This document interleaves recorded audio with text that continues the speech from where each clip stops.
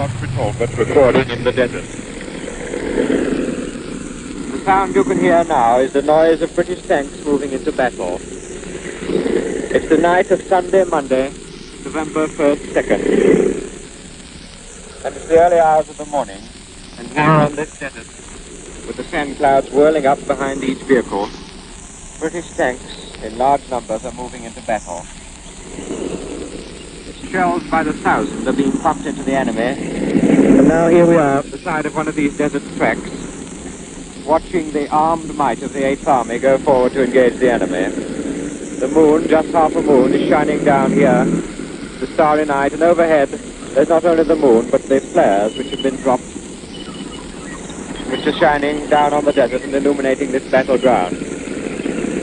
Tank after tank is going past, just a few yards from the microphone as I speak now. One can't see very clearly. It's rather like being in a fog. It is indeed a fog, but the fog is a fog of sand, because the sand's very soft here, and each tank as it goes past turns up a great cloud.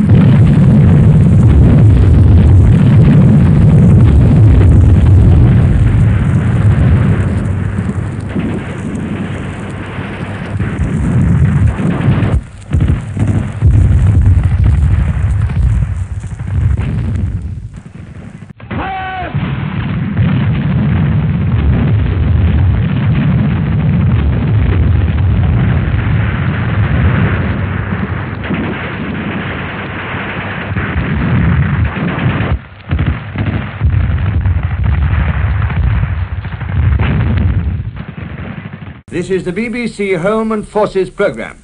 This is Bruce Belfrage. Here's some excellent news which has come during the past hour in the form of a communique from GHQ Cairo. It says, the Axis forces in the Western Desert, after 12 days and nights of ceaseless attacks by our land and air forces, are now in full retreat. It's known that the enemy's losses in killed and wounded have been exceptionally high.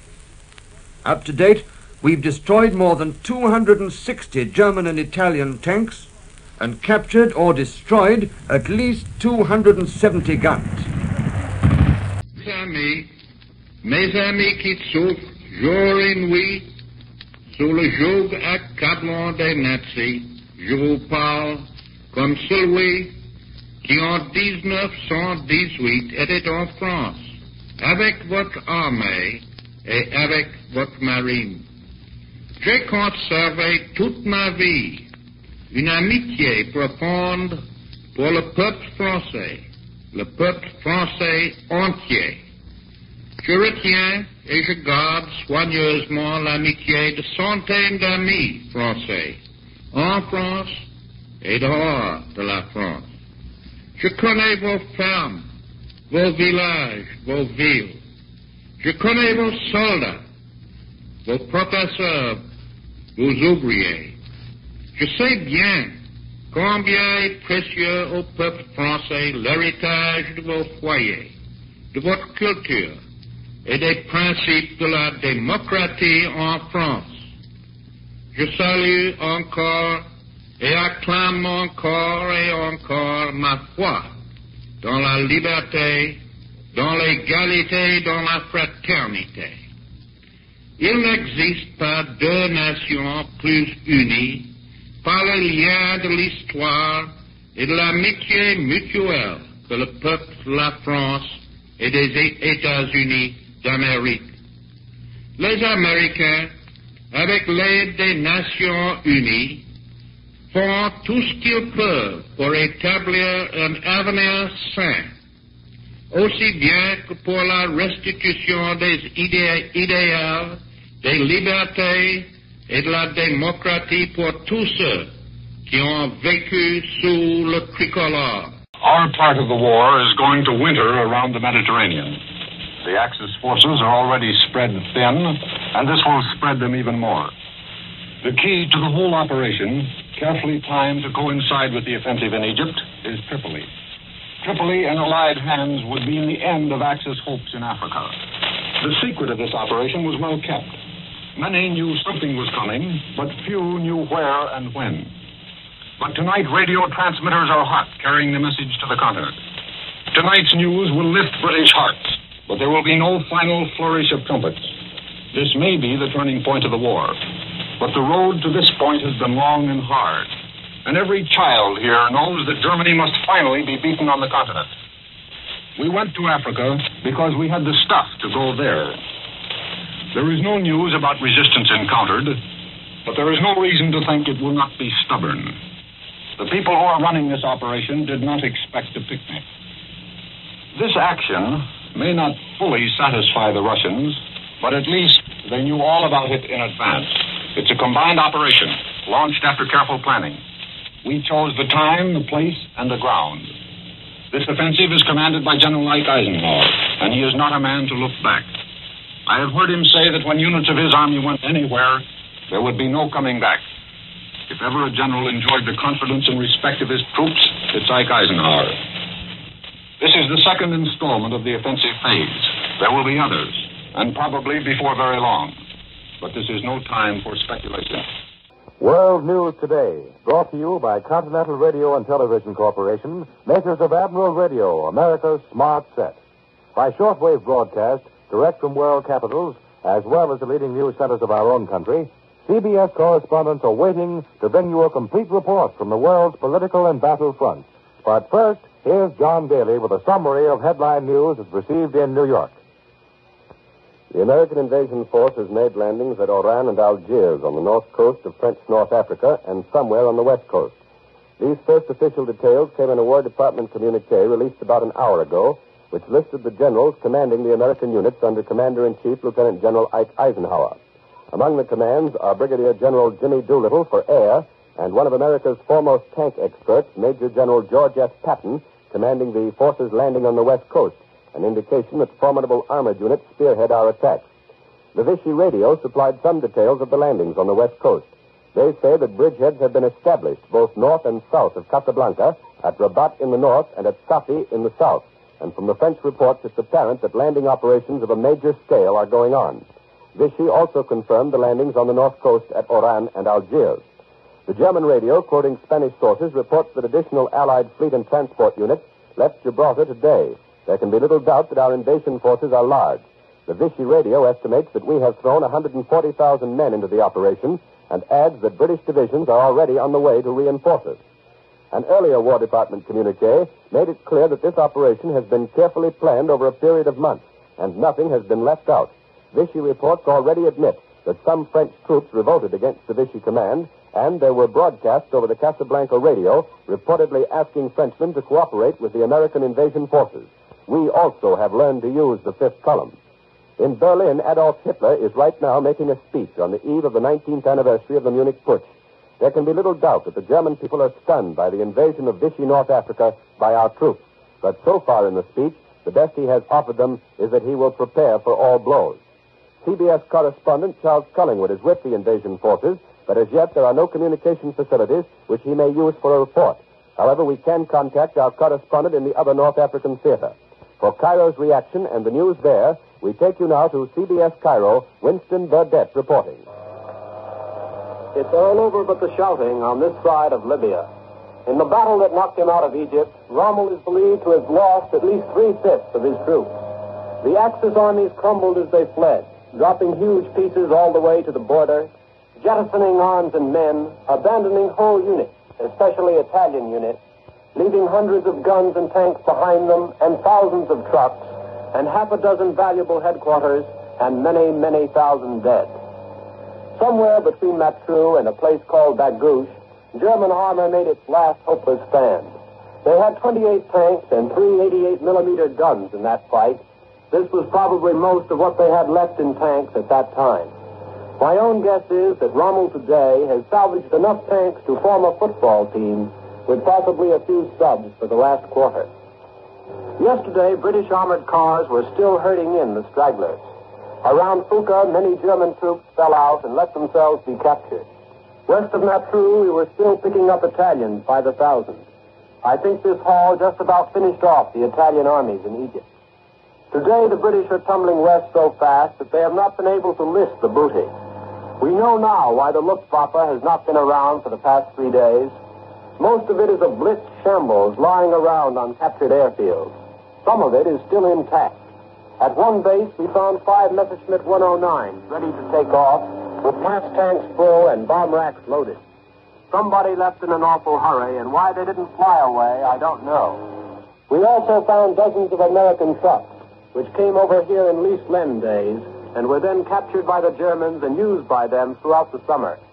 One parking lot alone produced 60 vehicles, all with their ignition keys in place, and packed with the belongings of officers and men, who also were in a hurry to decamp, but then something happened and they found they were too late.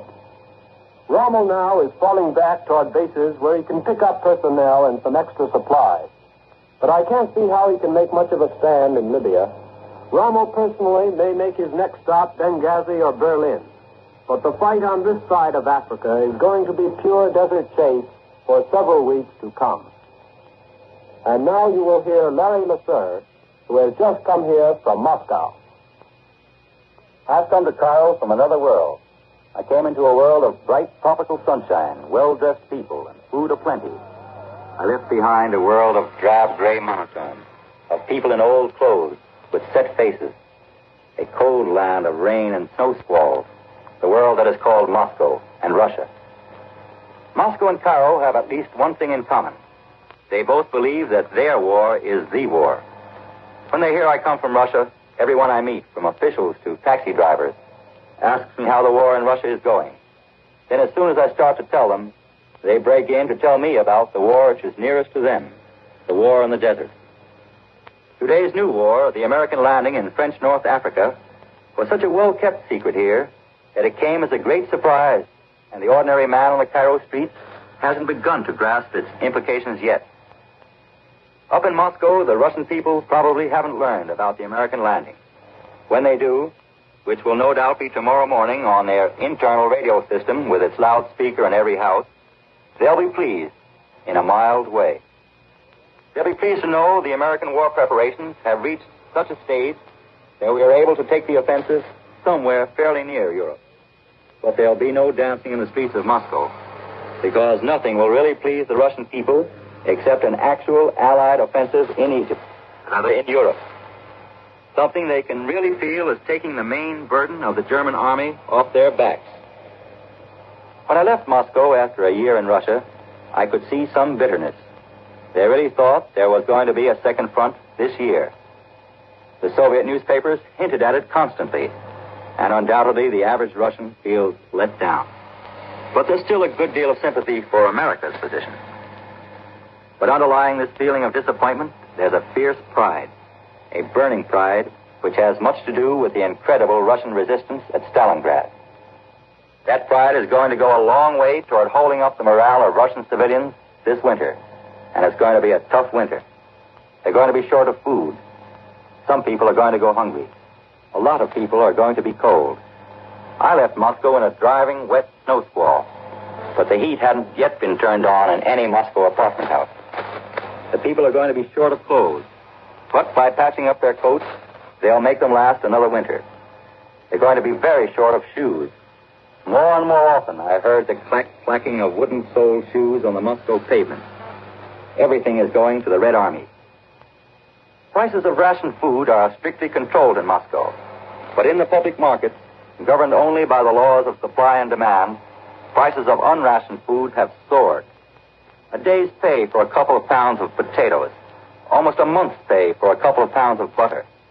But of course, this gives the workers something to spend their rubles on. You see, every factory in Russia is turned to war production. There's very little a civilian can buy, except in the second-hand stores. Yet a few things are being done to make the Russian capital more cheerful this winter. Moscow has been dolled up with a new set of streetlights that go far to dissipate the gloom of the long winter nights. There'll be more entertainments and shows this year because Moscow is now considered safe. The military situation is good. The Russian armies are intact all the way from Leningrad to Stalingrad. The main reserves of the Red Army were not used this summer in the small diversion offensives. Russia will have another opportunity this winter to train more reserves. More women will enter the war factories to relieve men for the front. But there's no getting away from the fact that Russia has lost an appreciable part of its ability to produce war machines with the loss of the Don Basin and the destruction of the huge factories at Stalingrad. Unless they can get a lot more tanks from America and England, it will be very difficult for them to launch a major offensive next year. But the Red Army has not lost its ability to engage a lot of German troops. The Battle of Stalingrad will reach a precarious point for both sides in about 2 or 3 weeks when the Volga freezes up, and the fight in the Caucasus has a long time to go on. But the Russians have a saying: Russia and summer don't get along well together. But the Red Army will be in action this winter because winter belongs to Russia. And now to CBS in London. Bob Trout reporting. London spent this Sunday trying to fit together the pieces of information, always so teasingly meager at the start of an operation. Allied headquarter announcements are released in Washington at the same time as here, but London is still getting most of the news of definite place names from Vichy radio. And Vichy tells us the harbor and town of Algiers have been attacked, landings made and a foothold gained, and the situation is serious. 200 miles and more to the west, about halfway between Algiers and Gibraltar, the port of Oran has been attacked. 2 places, a few miles on either side of Oran, have been occupied. That's the Mediterranean front.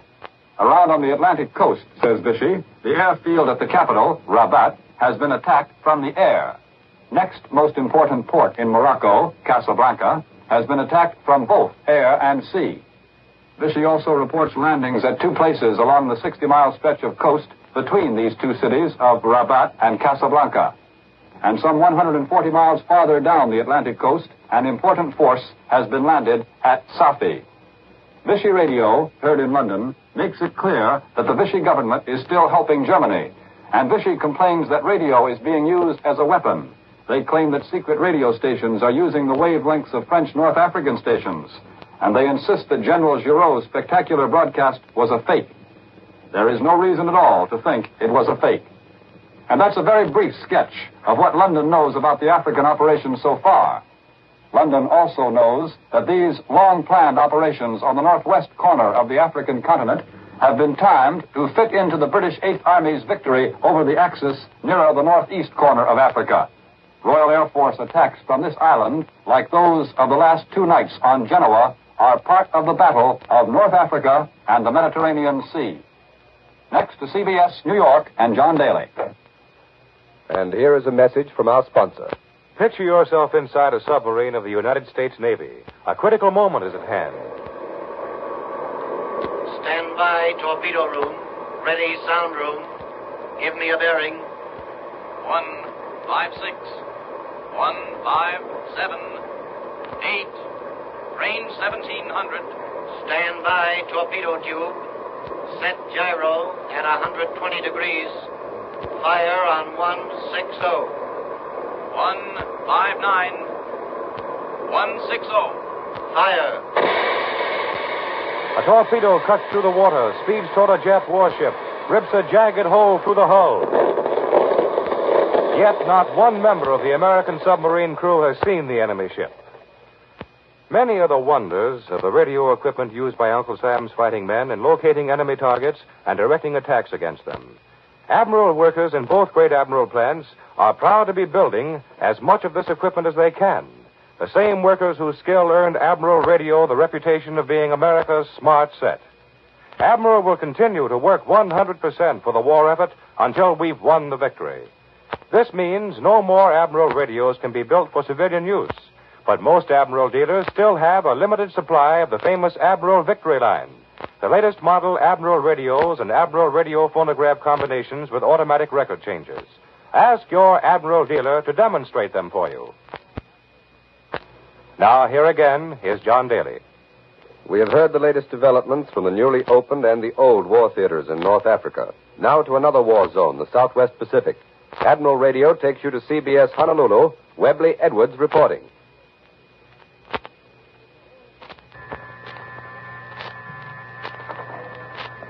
News of the great British drive and of the American Expeditionary Force in Africa hit these Hawaiian Islands with an enthusiastic reception.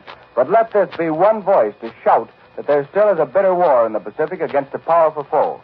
To highlight the fight in the Southwest Pacific, let me introduce Lieutenant Chester Budds of Housatonic, Massachusetts, who's been both co-pilot and pilot of a flying fortress. He has just arrived in Hawaii after more than 60 missions in the Southwest Pacific. The kind of fighting our flying men are doing in the New Guinea area makes veterans of men in a few months.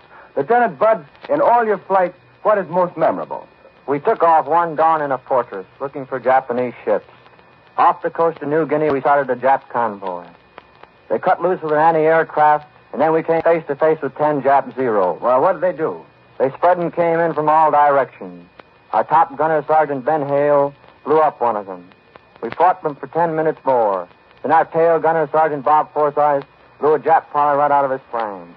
Both he and the plane dropped to a crash. Well, Lieutenant, any of your men wounded? Our side gunner, Sergeant Gradle, was wounded, but he kept shooting. In about 2 minutes, our bottom gunner, Sergeant Bob Curtis, smashed another Zero.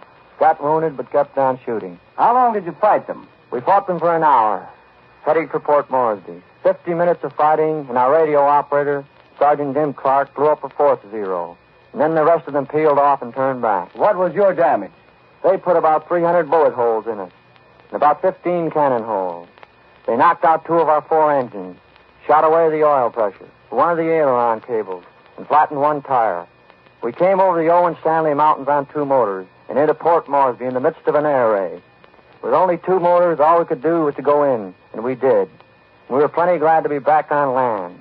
Our wounded men were both okay, and that's the way the fighting is in the Southwest Pacific. And plenty right in it. Lieutenant Leonard Hummerson, Lieutenant Budds, Lieutenant Ernest Reed, and the Sergeants Hale, Clark, Freeman, Forsyth, Gradle, and Curtis were decorated with a Silver Star for gallantry in this action. Yes, America, there's still a tough war to be won in the Pacific. Robert E. Edwards in Honolulu, returning you to Columbia in New York.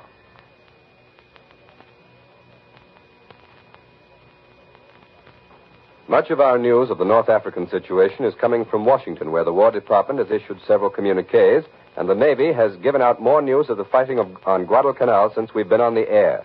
For the latest developments, Admiral Radio turns now to CBS Washington, Lee White reporting. The War Department has just announced that American forces are now landing at Oran and Algiers on the Mediterranean coast of Africa and at another unannounced spot on the Atlantic coast. The same communique also reveals that Major General Mark W. Clark is the Deputy Commander-in-Chief of the current operations in North Africa. Also, that Brigadier General James H. Doolittle of Tokyo fame is the commander of American Air Forces in the operations. Major Clark is a relatively young man to hold the rank of Major General. He is only 46 years old. He has, however, seen service in France during the last war when, as a captain, he was wounded in action. At the same time, the War Department makes public a message sent to General Eisenhower by General George C. Marshall, Chief of Staff of the United States Army. The message was dispatched to Eisenhower before his departure for England for the North African Theater. It reads, "You and your command sail with the hopes and prayers of America. For months you have planned, trained, and conditioned yourselves for the great task ahead. Godspeed to your success. I have complete confidence in your leadership and in the aggressive fighting quality of your troops." And here's a communique that's just been handed to me, a communique on naval operations in the Solomons. American forces on Guadalcanal have advanced 4 miles beyond Coley Point, east of Henderson Field, to the Metatono River without meeting any Jap opposition. The communique also reveals that 1 Japanese destroyer was believed to have been sunk in action off Guadalcanal, and that 1 cruiser and another destroyer were badly damaged. The cruiser may have been sunk. Last night in the White House, as we listened to the President's Secretary, Stephen A. Early, read off to us the proclamation of the American invasion of Africa, most of the reporters present were inclined almost to shout for joy. To say it was the best news since the beginning of the war would be a gross understatement. To most of us, it was the best news in several years. I make no pretense of having suspected what was coming. I, frankly, was probably just as surprised at what we'd done as Adolf Hitler probably is today. And I think most other observers here in Washington would agree with me. It's not so much that we were joyfully surprised at learning American forces had invaded French Africa. We had suspected for several days that something of the sort would happen. But what really surprised us was that everything had been so obviously well conceived and well coordinated. The American people owe our Army and our Navy a debt of gratitude today. They've shown us that they know far better how to fight a war than most typewriter strategists. But if many of us underestimated the strategical ability of our military leaders, an overwhelming majority of us underestimated the common sense, I'm afraid, of our State Department. Since the bombshell burst last night at 9 o'clock, the picture of America's part in the war has become increasingly clear. It's like a cool, bright morning with the sunlight driving away the fog and mist of the preceding night. There's much, of course, that still can't be revealed. But it can be revealed that our policy in connection with Vichy has had the following aims. 1, to obtain reliable information from week to week of the political situation in France.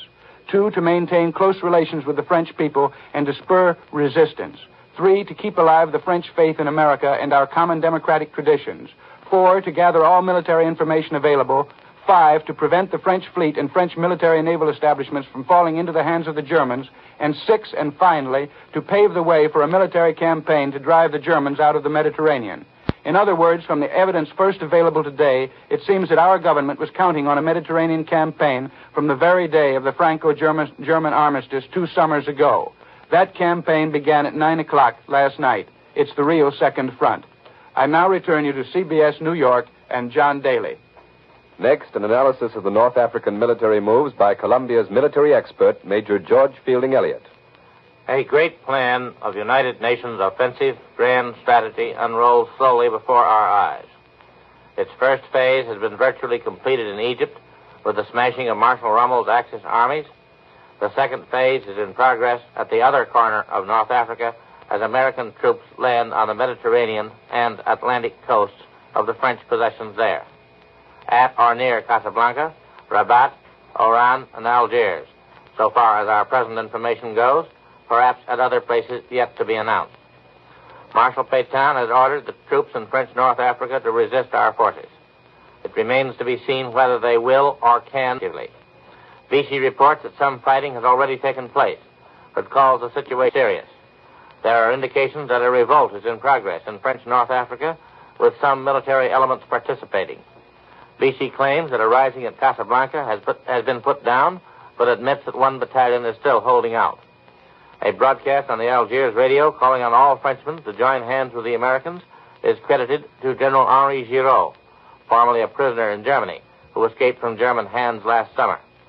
The military significance of these reports may be very considerable, for if the French troops are divided in their allegiance to Vichy, it will be almost out of the question for anything like prolonged resistance to be offered to the powerful American forces now landing on the coast of French North Africa.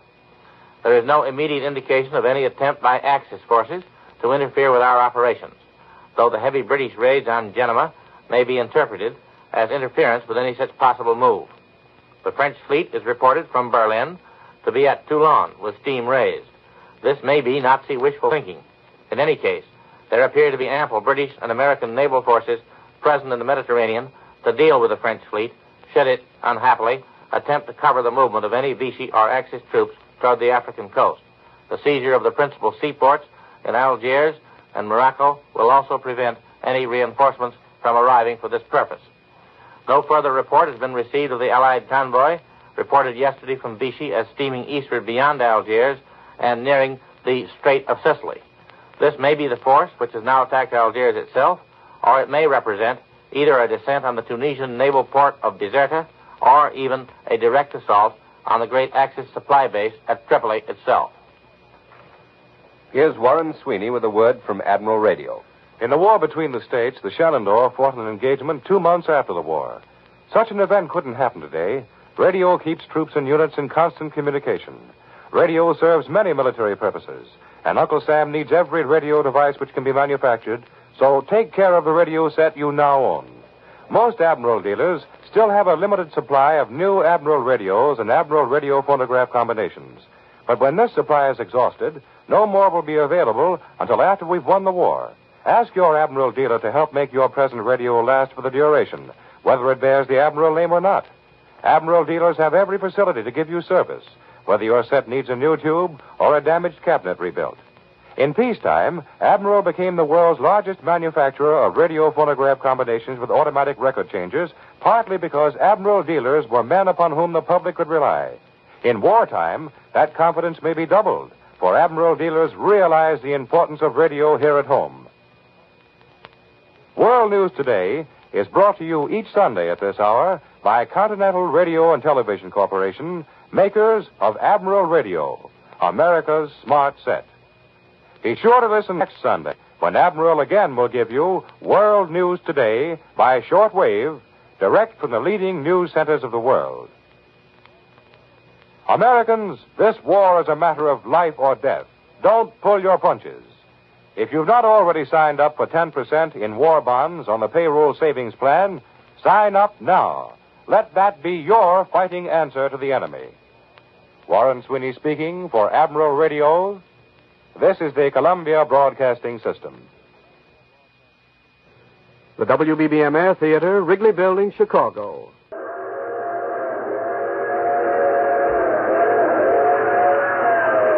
All aboard for Vox Pop, the show that travels America to bring you the voice of the people, thanks to the makers of... Tonight, on the 167th anniversary of the Marines, Vox Pop travels to the Marines' advanced training base at New River, North Carolina. And now your two Vox Poppers, Fox Johnson and Warren Hull, have landed at New River, and the Marines have the situation well in hand. Sergeant Buckner at New River, take over. Fox Company. And put! Look at you got, Johnson. Wipe that grin off your face, all. Upward! Hurt! On, up, straight, coming in! Pull! Ready. Range, carry your box poppers. Johnson, home.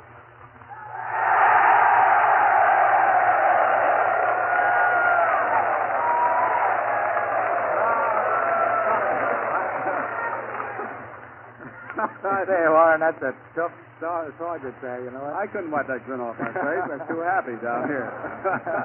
No, really, you know, we've been living in that barracks over there. We're really practically Marines now after 4 days, aren't we, Park? Yeah, eating that good shower with the boys. Yeah, it was a little tough, though, you know, with the lights out at 10 o'clock every night. Yeah, but Warren, you remember getting up at 5:55 every morning at reveille? Oh, that was painful. That bugle blowing me right out of bed. But anyway, we've had a lot of fun down here, and so take over, Buck Private. Oh. Okay. All right, folks. We have a corporal standing here, but first I want to tell you a little bit about New River. New River is a place where Marines get the finishing touches, the last stages of training before shoving off. Now, in this 200-square-mile area, where conditions resemble almost exactly those in the islands in the Pacific, they practice landings, establishing beachheads, jungle fighting, all the tactics being used today by Marines in the Solomons. Now, here's a rugged guy who's been through it all and is raring to go. A smiling, devil-may-care fellow with brown eyes, black hair. He's 23, Corporal Louis Bourgeois from New Orleans.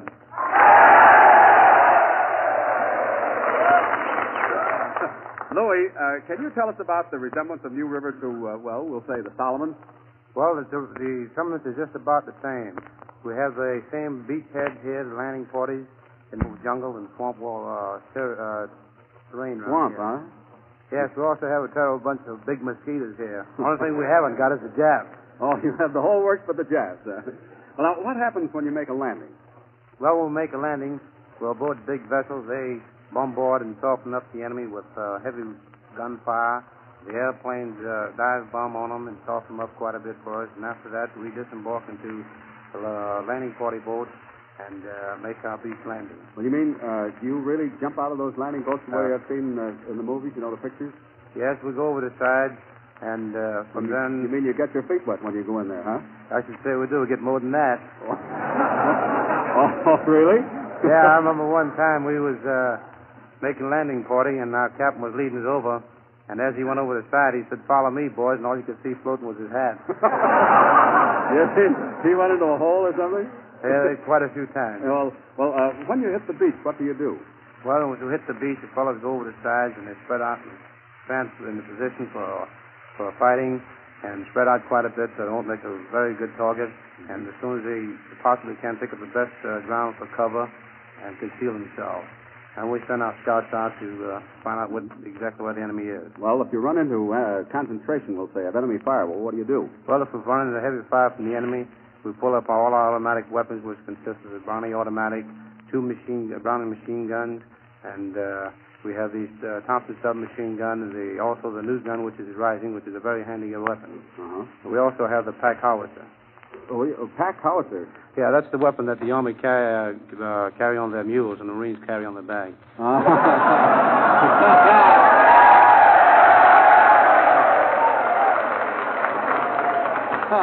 Now the folks know how tough the Marines are. But you do have plenty of weapons. I'll bet you spit plenty of bullets at them, don't you? We'll give them enough. Yeah. How long have you been in the service, Corporal? I've been in probably a little bit over 5 years. Well, where have you seen service? Well, I've seen service in the United States on both coasts, and I've also been out in the Asiatic zone. Did you see any excitement there?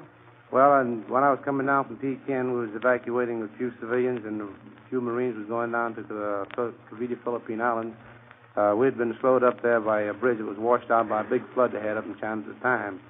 And as I was sitting up in the forward end of the coach, the major was in charge and gave me a definite order to let no one to come aboard our car. Mm-hmm. And as I was sitting there, a Jap general came along the side of the train and wanted to come up our steps.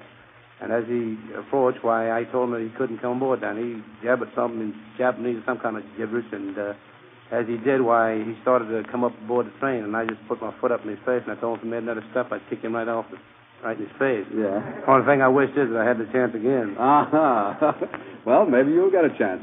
Thank you very much, Louis, for being with us tonight. We have a couple of gifts for you from Bromo Seltzer. We have a solid gold Marine service ring for you, and we also have, knowing that you're very musical, we have a natural wood-finished six-string guitar with case. And now, Louis, don't you wish that you had a beautiful Spanish senorita with a gorgeous yellow shawl, rose in her hair, and on a real balcony? Wouldn't you like to have one like that to serenade? Huh? Well, I was close to that one time in the Philippines. Well, we've got one for you. Here she is right now, a real senorita, just as I've described her. Yes, sir.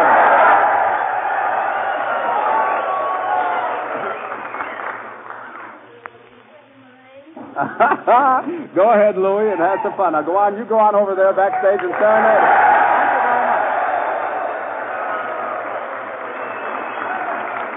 All right, Bart. Okay, Warren.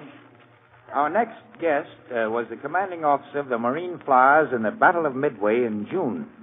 You know, they did a magnificent job in a battle which was one of the turning points of the Pacific War. On this last Saturday, he received the Distinguished Service Medal for his work at Midway. Folks, from Mexico, Missouri, Lieutenant Colonel Ira L. Kimes.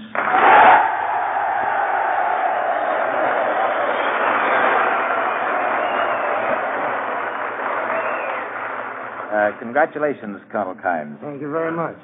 You're from Annapolis, aren't you? That's right, sir. What class, Colonel? 1923, sir. Back in 23. Well, now, what are your duties now, Colonel? Well, I'm on duty now in the Division of Aviation, Headquarters, Marine Corps. That's yes, of course, in Washington. Well, now, back to Midway for just a minute, Colonel. Wasn't Lieutenant Moore, do you recall Lieutenant Moore in your command out there? That's right, he was. We're going to hear from him shortly in New York. I just wondered if he wasn't. Is a Marine, Colonel, as tough up there in the air as they are on the land and the sea? Well, I think they are. I think we proved that they are. I know you proved that they are. Can you tell me anything about the damage that the men did at Midway in that fight? Well, I believe that you've seen the paper accounts that credit us with taking between 30 and 40 of their airplanes out and blunting the sharpest point of their attack. Yes, I read that. And some of your men are still there? Yes, some are there and some have gone on. And some of them, would you say, are down maybe in the Solomons? I think so. You think so? I know so. You know so. Talking about those who are down in the Solomons, I understand, I've read reports from war correspondents that have been printed, that it seems to me that the three top aces of all of our services happen to be Marines. 2 or 3, is that right? Well, I think you must be thinking about John Smith and Marion Carl and Bob Gala. Yes, those are 3 men I'm talking about. Do you happen to know them, Colonel? Oh, very well, all 3 of them. You do? Are they very much alike? Yes, very much alike. They're like all good Marines. They're just Marines, huh? Just Marines. Well, let's go back to, have you seen any of them recently? Yes, very recently. Can you say which one or who? Or well, I've seen John Smith. That's Major John L. Major Smith. John L. Smith, that's right. Of course, unofficially, but I read in the paper where Major Smith was credited anywhere from 17 to 19, and that's a lot of planes for one man to knock down. Is Major Smith a fighter pilot or a bomber pilot, or was he? He's a fighter pilot. Oh, he's a fighter. Yes. Well, naturally, we're knocking down that many. It would have to be, wouldn't he? And how about, was Captain Call the man that wanted somebody to ground Major Smith so he could get out there? Yes, I think he was. Catch up with him? I think he was a little put out because he lost a few days there. Well, do these men, do they talk much? No, I would say they're a little on the quiet side. They're just like all Marines. Just like all modest Marines. Uh-huh. They do a lot of things and let the other folks talk about it, don't they? Colonel, where did you get your wings? At Naval Air Station, Pensacola. Pensacola, been flying very long? Since 1927. Did you choose the Marines after your graduation? Slightly before my graduation. You did. That's what I understood. You do choose it when you're at Annapolis. Well, anything that you can add, Major, about, Colonel, about our flying Marines?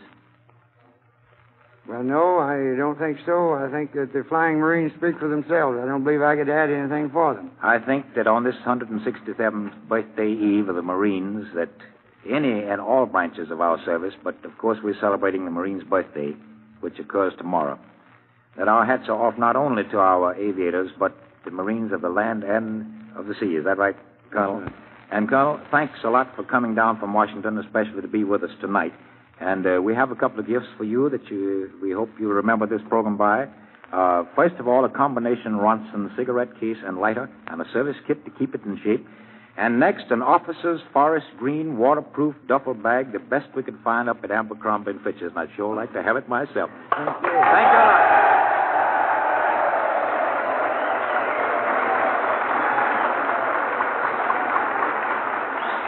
You know, folks, it's always a thrill for Warren and me to hear from you, but the other day we got an extra special letter from Mr. Frank E. Conrad of 156 Anderson Avenue, Fairview, New Jersey. Here's what he says. I'm in charge of first aid in my machine shop, and I've found that headache can be almost as much of a menace to the war effort as a flock of saboteurs if they could get in. Friends, that's not just idle talk. Mr. Conrad says figuring the cost in lost man-hours because of men leaving their jobs to go home, the quality of the work being affected, the danger of accidents at the machines, and the general falling off of production, well, believe you me, it piles up to a staggering figure. Yes, sir. And what solved his problem? Our own Bromo Seltzer. He goes on to say, Bromo Seltzer does such a swell job of helping headache and the upset stomach and jangle nerves that often go with it, that I've found I've certainly made a lot of friends since I introduced it to the men. But it's the last paragraph that Parks and I like. Mr. Conrad says, by putting out a great product like Bromo Seltzer, you folks are making it possible for us to put out more and more of the stuff that's going to help us win this war. And, Mr. Conrad, if all the men working in war plants have the same spirit that you do to produce more and more, and I know they have, well, we're bound to win. Well, folks, our next interview was with a Marine who has seen plenty of active service and now is undergoing special treatment at the Navy Hospital in New York City. Lieutenant Moore is one of the fightingest Marines you ever saw, and he'll be interviewed by our own Vox Pop announcer, Ernest Chappell. Okay, Chappie, in New York. Thank you, Warren. Friend, standing beside me now is Marine Flyer Lieutenant Tom Moore, who only a little over a year ago was Cadet Moore, sitting in the audience at the Naval Air Station of Pensacola, Florida, when Vox Pop broadcast from that point.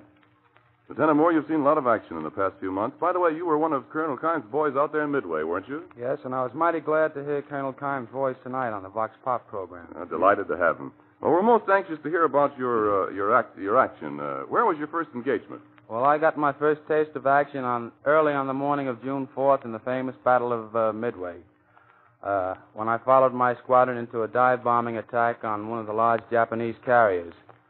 As I went into my dive, I was so hypnotized or attracted by the huge rising sun painted on the flight deck of the carrier that I went down to about 400 feet before I snapped out of it and released my bomb. Several seconds thereafter, my plane was thrown out of control by a severe concussion, and when I recovered, I looked back to see where my bomb had fallen. I looked back and saw 3 of the famous Japanese Zero fighter planes. Well, did that bomb that you released strike home? Well, I feel certain that it did, but I can't say it did because I didn't actually see it hit or fall. Uh-huh.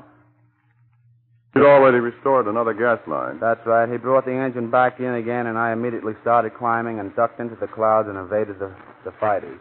You make it sound very, very simple. A great engagement, and we're really thrilled about it. That was the principal engagement at Midway. Now, where from there? Well, the next stop was Guadalcanal and the Solomon Islands. Henderson Field? That's correct. Any action there when you first landed? Well, the first night that we got there, the Japanese put ashore about 700 men, which our Marine ground troops took care of in very, very short order. The usual efficient Marine fashion, That's correct. Well, now, your first important engagement, the thing that's most outstanding in your mind as to your Guadalcanal activities.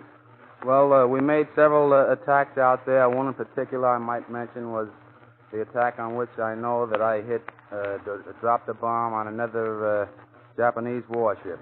You're sure of a direct hit in this instance? Yes, I made sure. I saw this one go. This one you saw, huh? That's right. No doubt about this. Well, these injuries that you suffered, I noticed several scars on your forehead, your face here. They came out of this engagement you just detailed for us? No, that came several nights later when I went out on another bombing mission. I got about 300 or 400 feet on the takeoff, and my engine quit cold, and I tried my best to get it back in running shape, but it didn't come back, and I was forced to make a crash landing into a lot of palm trees. Fine thing. After the battles over Midway and all the excitement around Guadalcanal there, you find yourself meeting your nemesis right on your home base, huh? Yes, it's something like a tightrope walker slipping on a banana peel. Well, you know, Lieutenant Moore, I think you packed about as much excitement into a few short months as a man could possibly want in a lifetime, huh? Yes, but that's not the real excitement. Not the real excitement? That's right. The real excitement came when I arrived back in the States and learned that my wife had given birth to a future Marine. That is the real excitement. Well, Mrs. Moore is right here in the studio with his friends. Mrs. Moore, come on up to the microphone here just a minute. What do you think about all this, huh? Well, I find it very difficult to be the wife of a hero and the mother of a 9-pound boy at the same time. Oh, we're delighted to have you both here tonight. You know, Lieutenant Moore, Bromo-Seltzer has a gift for you. Something we happen to learn you've always wanted. Here's an 8mm movie camera for you, and it's loaded with Kodachrome film. You can run right home and shoot some color pictures of that future Marine, huh? That's exactly what I intend to do. Thank you very, very much. And for that new baby, a sterling silver baby's cup with his initials, TFM the Third. There it is, right there, Mrs. Thank Moore. you very much. Now, wait a minute, Mrs. Moore. No, don't you go away. Here's a handbag for you, and gloves. Let's see here. Oh, yes, shoes to match. Now, wait a minute. Oh, don't go away, Mrs. Moore. Here we are. Here's a hat for you. Yes, ma'am, and a new dress. There we are. Now, we're delighted to have had you. Vox Pop is very happy to have had you, and thanks a lot, Lieutenant Moore, for the interview. Go ahead, New River. Thank you very much, Lieutenant and Mrs. Moore, for an exciting interview, which means their great reputation. Well, Park, who's our next? Warren, here's Marine Sergeant, the kind you read about. 7 years in the service, and tough when and where it does the most good. He's acting platoon sergeant in a tank company. Folks, Sergeant John Suda. Where are you from, Sergeant? New Mexico, Florida, and Massachusetts. Just like a Marine, you cover a lot of territory, don't you, huh? Yes, sir. Are you married? Yes, sir. Any children? No, sir. What's your job here? I'm platoon sergeant, training the new platoon tank operators ready for combat. Train them for what? Combat duty. You mean right the real stuff, huh? Yes, sir. Say, just so that I happen to think of it, in your training, have you trained on how to handle these mosquitoes on here that Bourgeois mentioned a while ago? We're practicing. You're They're practicing going to give us heavy those, tanks next week. Yeah, are you getting the same... Yeah. These are not church excuses. Are you getting the same training that your buddies went over into the Solomon Islands? Yes, sir, the same thing. Same thing. By the way, do you know any of the men over there? Yes, sir. How come you know them? Were they here with you or something like that? Well, they're in my old outfit. You mean your old outfit is over there now? Yes, sir. How'd they happen to slip away from you, Sergeant? Well, I was sent off on special duty to New Orleans, Louisiana. What were you doing there? I was attached to Higgins Industries, the experimental department down there. We were assisting in the design and construction of landing boats. Oh, those landing boats. Yeah, well, no wonder. School. No wonder. That's an important thing. Well, have you heard from or about any of your buddies over there? Indirectly, yes. How? I went to movies up here about a week ago and saw moving pictures with one of the minutes. Is that right? What was he doing? He was firing a captured Japanese field piece. A captured Japanese gun? Well, are you men taught to handle captured guns like that? Well, trained so that we can use them, yes, sir. Yes, sir. Whatever you pick up. Well, now, look, Sergeant, when you're in your tanks out there, say that you're out in a battle. You're making so much noise you couldn't hear a bugle when he blows retreat, could you? Blows what, sir? Blows retreat. Sorry.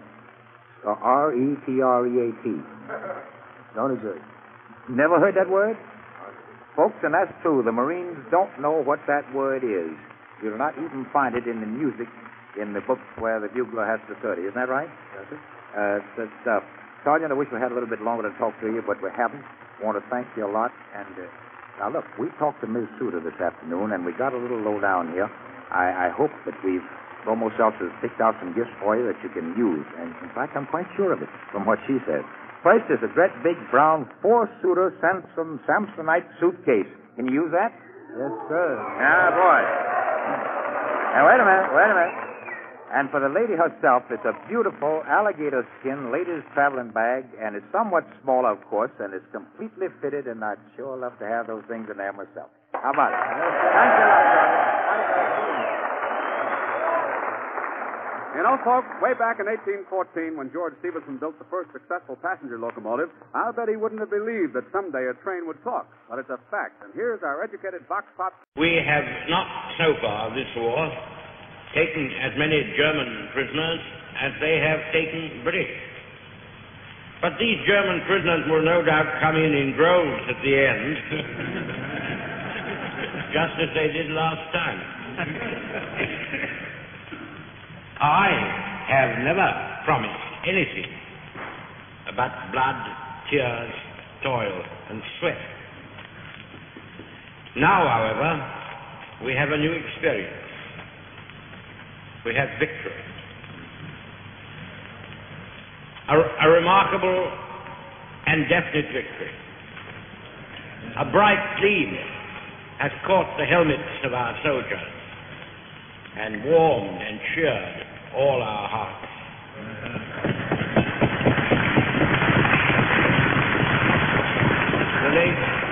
The late Mr. Venizelos observed that in all our wars, England, he ought to have said Britain, of course, England always wins one battle, the last.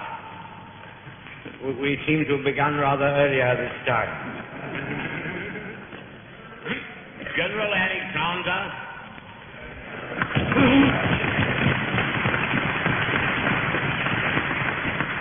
with his brilliant comrade and lieutenant, General Montgomery,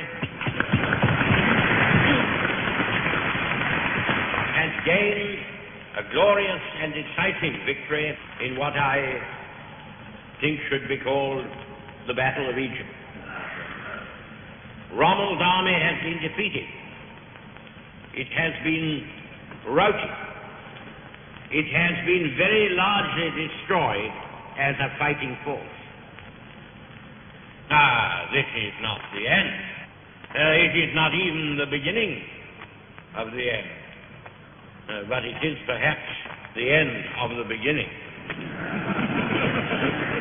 Henceforward, Hitler's Nazis will be equally well armed, and perhaps even better armed troops.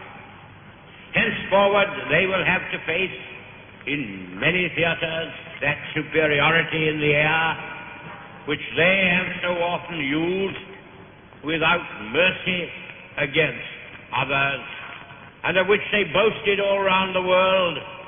They were to be the masters, and which they intended to use as the instrument for convincing all other peoples that all resistance to them was hopeless.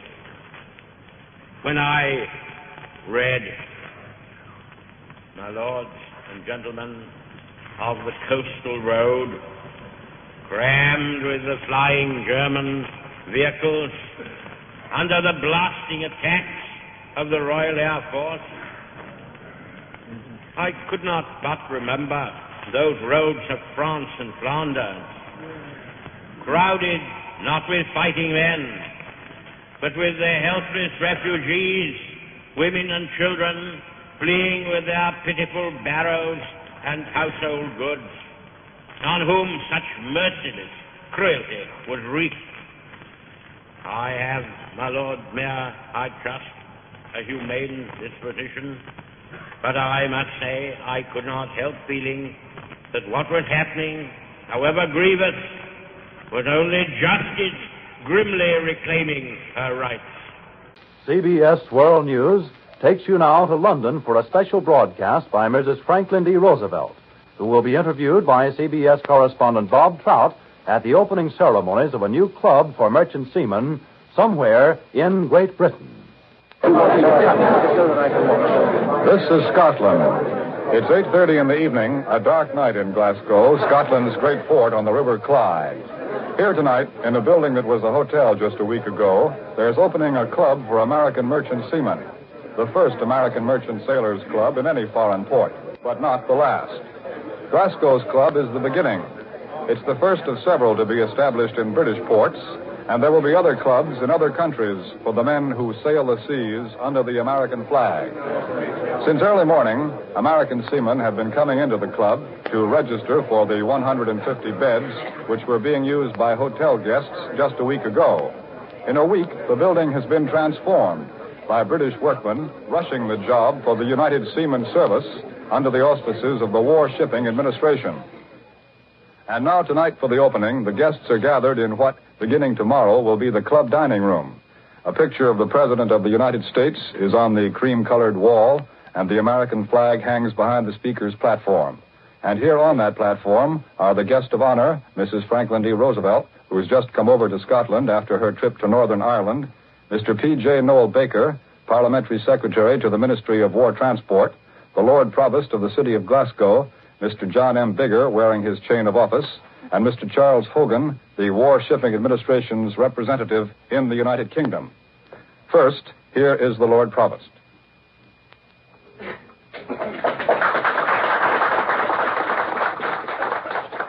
Ladies and gentlemen, I have pleasure in introducing to you Mr. Noel Baker, who is the Parliamentary Secretary of the Ministry of War Transport. Mr. Baker.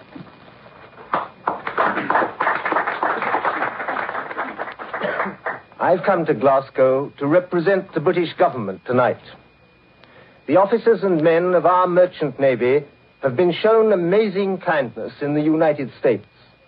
Kindness which neither they nor this nation will ever forget. It would make us very happy if we could do as much for your seamen here. It would make me very happy if this club and hostel were the gift of the ministry from which I come. But your government, through Mr. Hogan, is making such magnificent provision for your seamen in every port to which they go, that there's nothing left for us but the small acts of administrative and personal friendship by which we try to show the gratitude we feel. Any help that we can give you, Mr. Hogan, official or personal, is yours to command. Apart from saying that, my task tonight is very simple. It is first to bring to your guest and opener the greetings of her multitudinous British friends.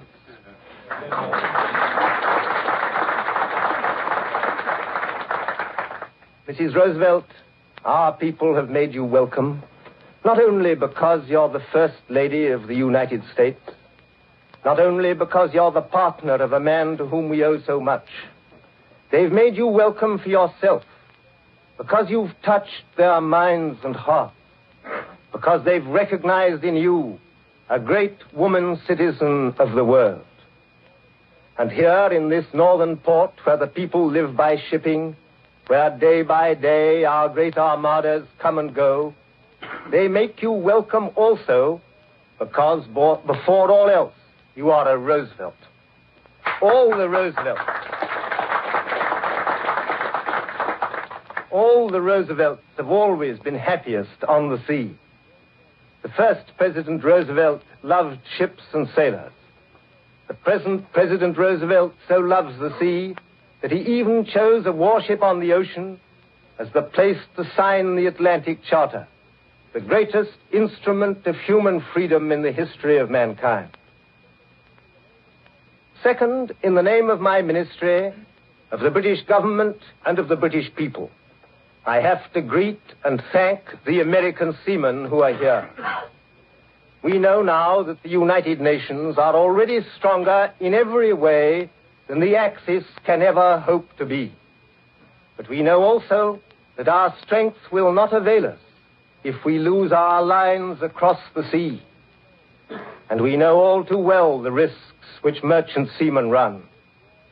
At sea, this war is far more terrible than the last. And its dangers the American merchant seamen must daily face. Not long ago, I came here to Glasgow to meet survivors from the summer convoys to northern Russia. Those men had faced scores of U-boats. They were attacked by torpedo-carrying aircraft flying almost wing to wing. They were bombed. Always they had the nightmare of frostbite from immersion in the Arctic Sea. Many of them had had their vessels sunk, had been bombed on shore in Russia. Some on their voyage back had been sunk again. Yet my memory of them is only of their courage, their laughter, their desire to get to sea again. Only yesterday there came into my ministry some stories of their gallant deeds. I'll give you two, in the plain, unvarnished, official language in which they came to me. A second officer showed good seamanship and courage in severe conditions by keeping 21 survivors alive and in good heart on rafts for 13 days in the Arctic seas. An engineer displayed outstanding courage and devotion to duty in the engine room with water pouring down the ventilator. Mrs. Roosevelt, already the United States have played a mighty part in winning the victory which lies ahead. Bataan, the battles of Midway Island and the Coral Sea, the fortresses over France, the American Air Force in Egypt, the President's brilliant new triumph in French North Africa, none of these things do we forget. But we know that it's on the sea that the greatest American contribution has been made. American shipbuilders, American ships, American seamen have saved the cause of freedom from defeat. 24 years ago today, the armistice was signed which silenced the drum fire along the front in France.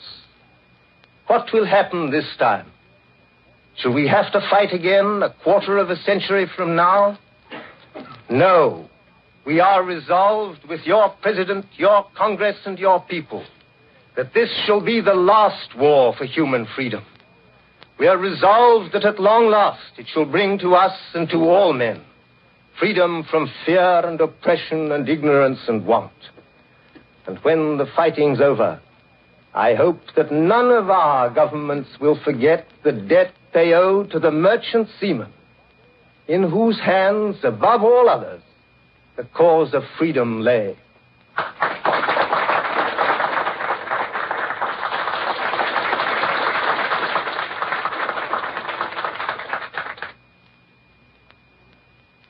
Ladies and gentlemen, I have the pleasure of introducing to you Mrs. Eleanor Roosevelt, wife of the President of the United States of America.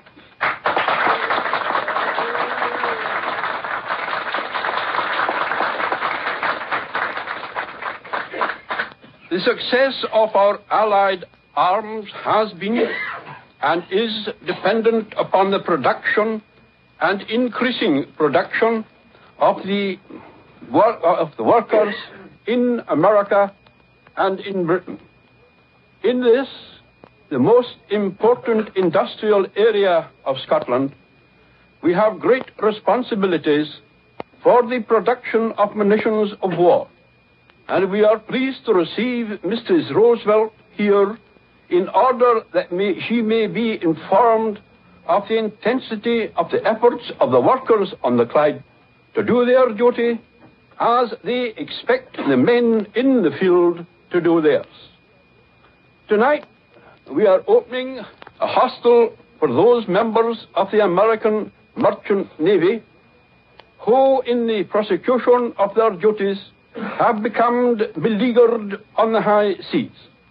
This place will be to these men a center of comfort and friendship, and give to them a sense of homeliness and the home comforts to which they can look forward when the catastrophe is overcome. I have great pleasure in calling on Mrs. Roosevelt to address you.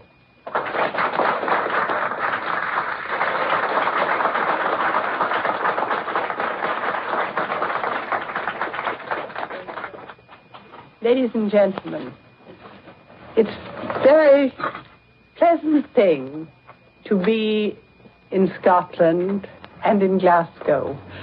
And I hardly could fail to realize that the workers here who know what it means to serve on the sea will work as hard as they can to make it really safe to be on the sea again and have those seas free for the world to sail. I'm very happy to be able to dedicate on this side of the water the first club for American merchant marine seamen in the British Isles.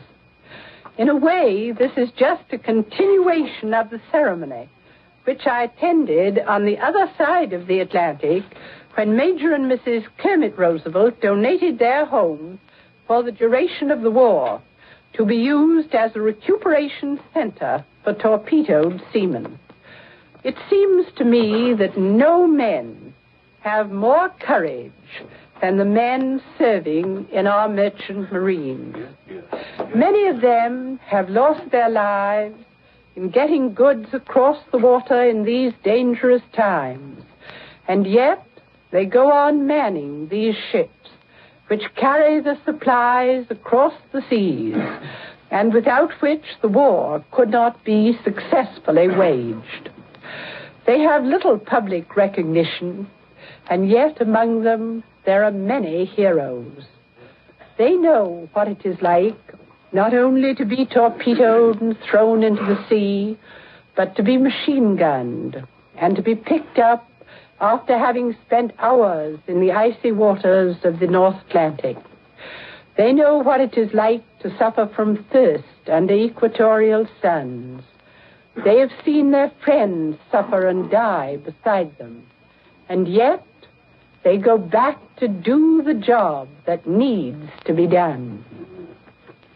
I'm glad that this first club is only a beginning, and that more are planned in every great port in the world, so that men will be able to find beds and food and cigarettes and papers wherever they land.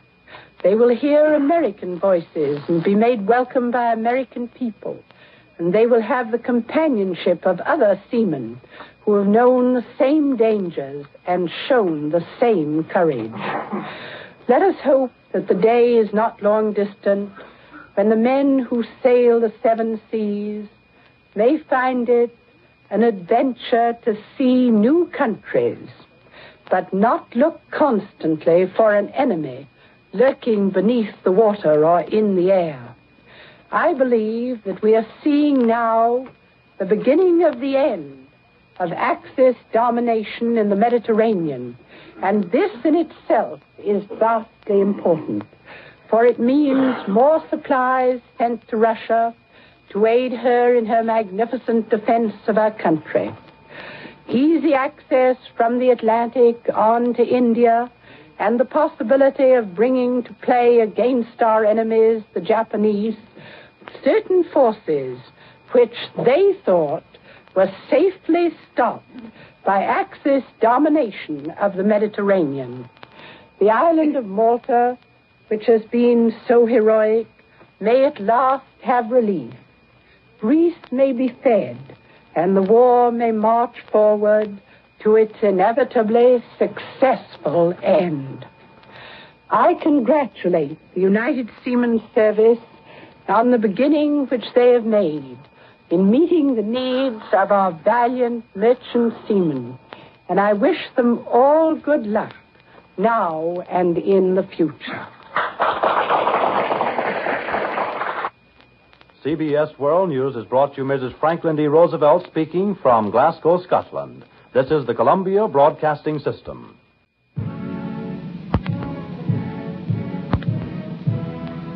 November 11th, 1942, a nation at war pauses briefly to pay tribute to its dead of other wars.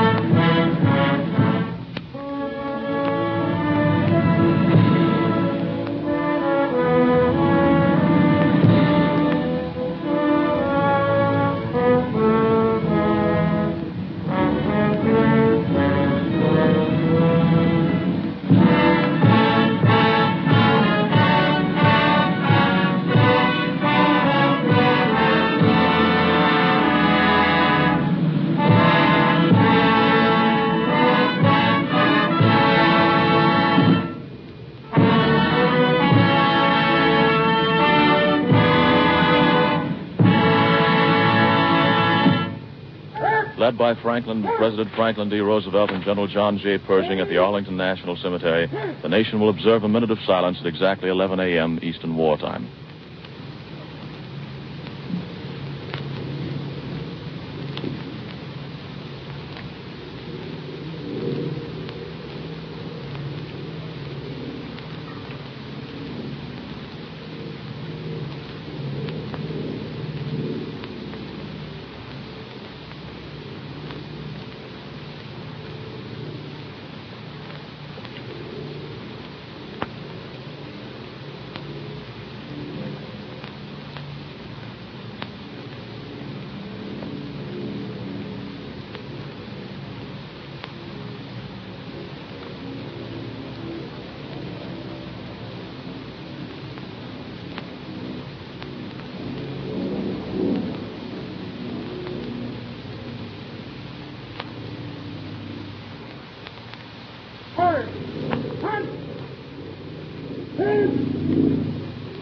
The presidential party arrived just a moment ago, and now the president is standing with General Pershing and Captain McCrae, his naval aide, at his left, directly in front of the strikingly simple unknown soldier's tomb.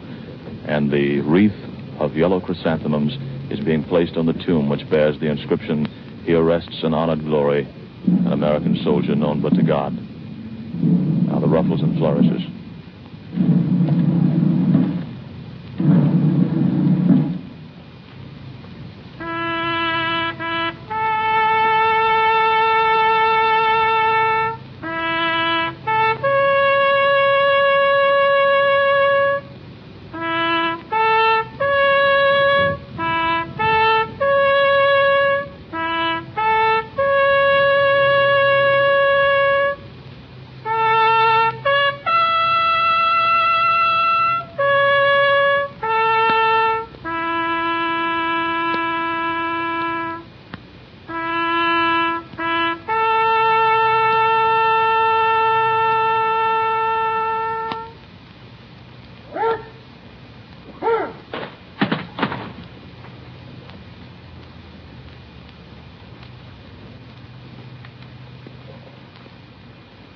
Thus we conclude this brief ceremony, during which the President of the United States placed a wreath of yellow chrysanthemums on the tomb of the unknown soldier, which is strikingly simple and austere and made of white marble.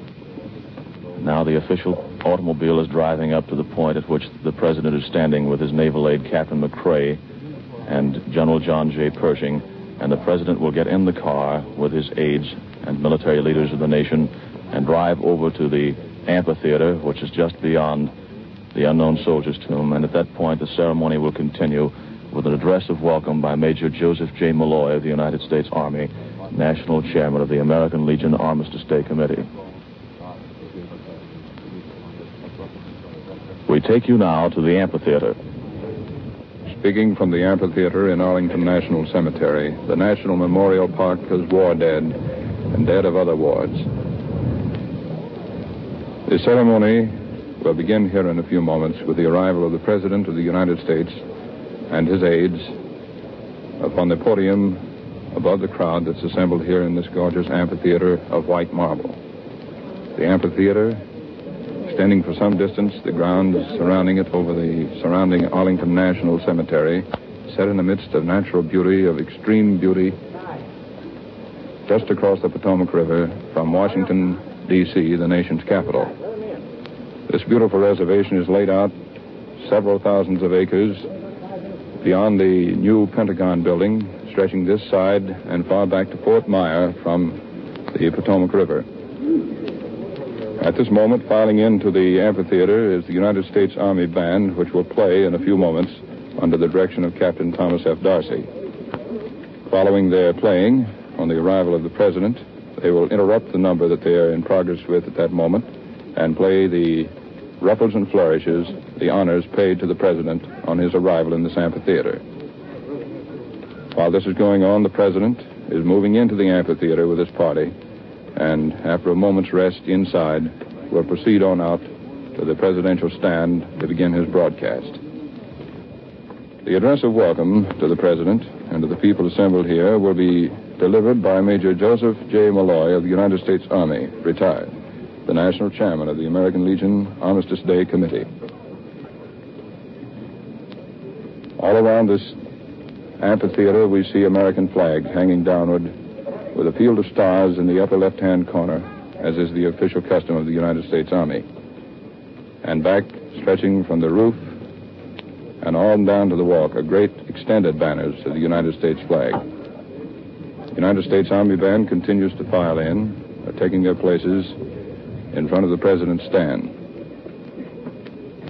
This is a scene of great solemnity. The crowd's attitude is changed from that of other years. Their attitude, of course, is changed because of their thoughts concerning the war that is now going on. But there is a spirit of bright hopefulness on the part of all those assembled here because of the successes that America has gained in the last few weeks of this war in connection and in conjunction with their allies. Just a brief word of description about the Memorial Amphitheater. It was completed in 1920, and the Tomb of the Unknown Soldier was completed in 1931. A green lawn stretching broadly into the distance, 300 feet in length, bordered by clipped hedges, sloping gently upward to a broad granite steps mounting to a paved form of terrace, surrounds the amphitheater. Dark clumps of boxwood and groves of cedar add to the atmosphere of solemnity and repose surrounding the Tomb of the Unknown Soldier. The main feature of the Arlington Memorial Amphitheater is an elliptical amphitheater seating about 4,000 people. And I might add, by way of comment, that this amphitheater is thoroughly filled this morning. A stately colonnade having an outer wall penetrated with a graceful arcade surrounds the pit and provides the several thousand additional seats needed on an occasion of this kind. The circumference of the whole measures nearly 1/8 of a mile, while at the west and east ends there are stately pavilions. And now at this moment, the United States Army Band, under the direction of Captain Thomas F. Darcy, strikes up Hail America.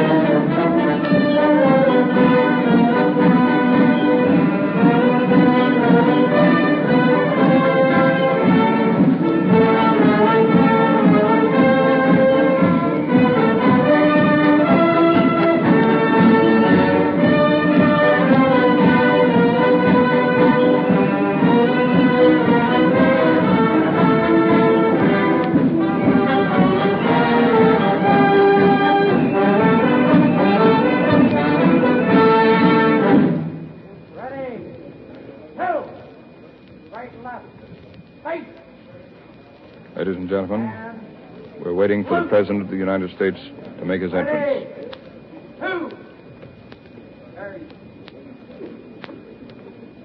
The American Legion is going through with a certain ceremony which precedes the entrance of the President.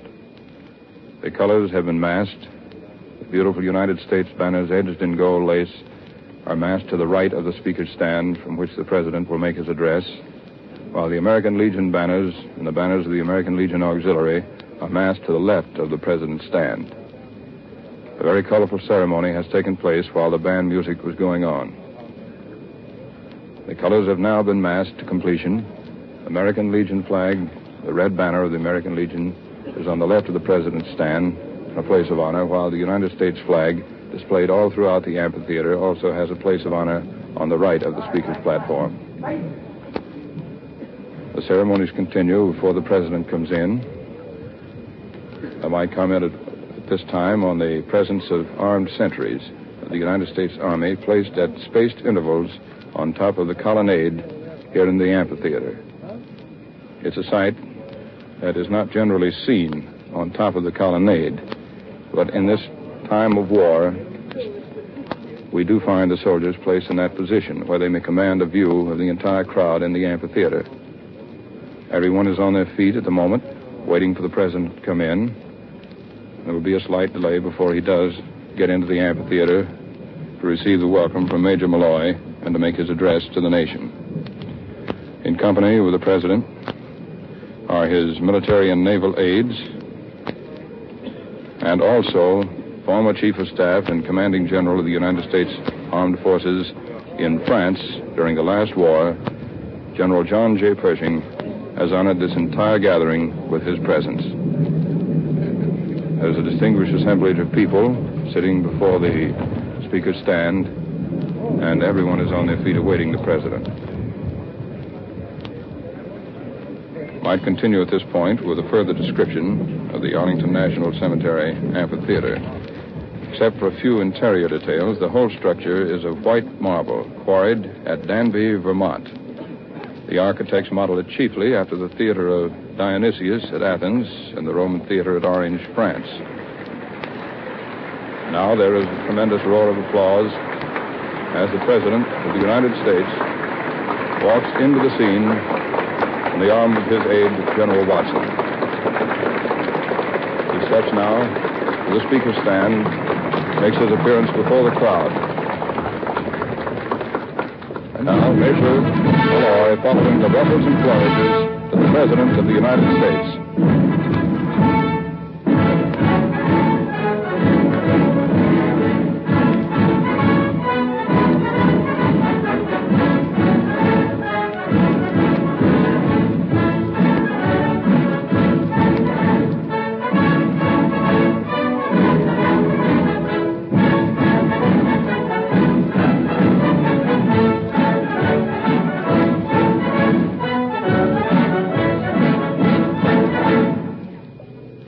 Hail to the Chief. Here is Major Malloy. Roosevelt, General Pershing, National Commander Waring, and other distinguished guests, comrades, and friends. The American Legion extends to all present and to those listening by radio a cordial welcome to these services in the National Memorial Amphitheater in Arlington Cemetery.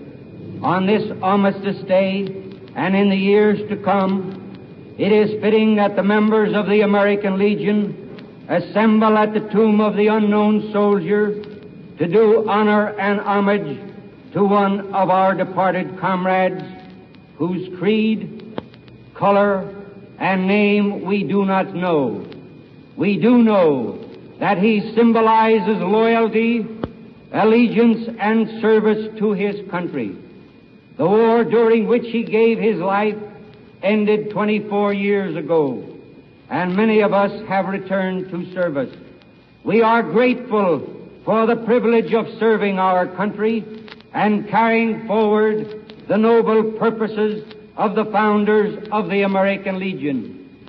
Here today, in the presence of our Commander-in-Chief and our General of the Armies, we renew our pledge to service for God and country, hopeful that with divine guidance we may achieve a more complete realization of the ideals for which we fight. Reverend Paul D.F. Mortimer, National Chaplain, the American Legion, will pronounce the invocation. Almighty God, Thou who hast been our strength in all the ages past, and to whom we look for guidance and for blessing and for help in all the years to come, bless us this day, we pray. Give unto us Thy Holy Spirit that we may more perfectly fulfill Thy wishes and Thy desires. May we, more than we ever have before, lead all nations in the worship of God, the honor and glory of God, and in the establishment of a nation which shall be exemplary to all. Bless, we pray Thee, our leaders, that each one may be given wisdom and guidance as they guide us in these days. We remember, O God, lovingly those departed comrades who this day especially memorizes. And may our devotion to our country and to all that is dear to us and to Thee be as great as theirs. And may our love to Thee and to country one day give to us the reward with Thee of life everlasting through Jesus Christ our Lord. Amen. Ladies and gentlemen, the President of the United States.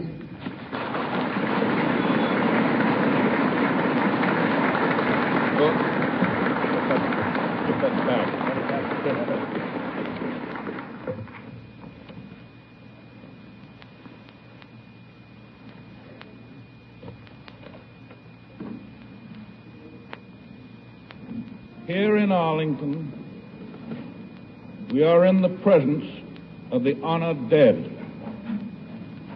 And I think that we are accountable to them.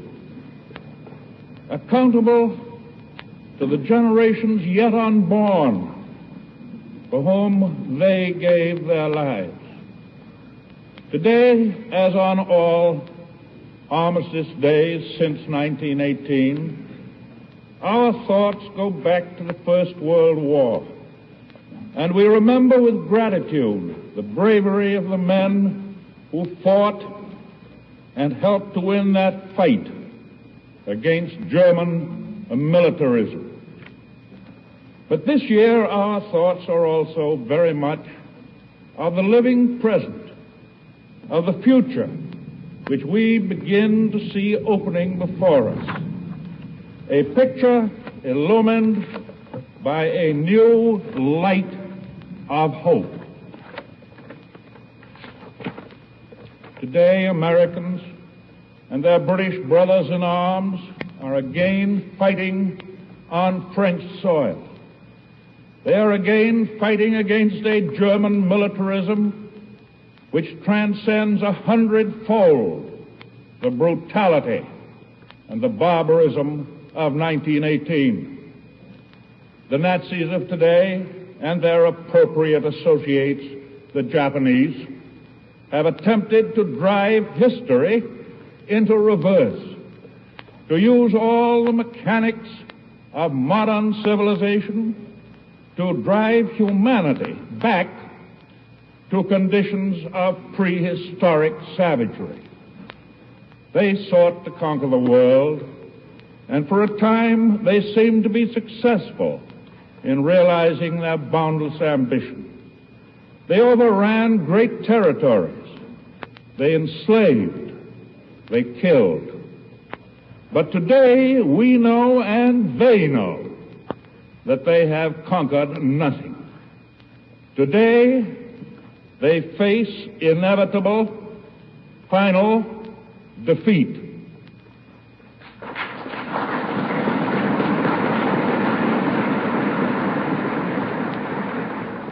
Yes, the forces of liberation are advancing. Britain Russia, China, and the United States grow rapidly toward full strength, the opponents of decency and justice have passed their peak.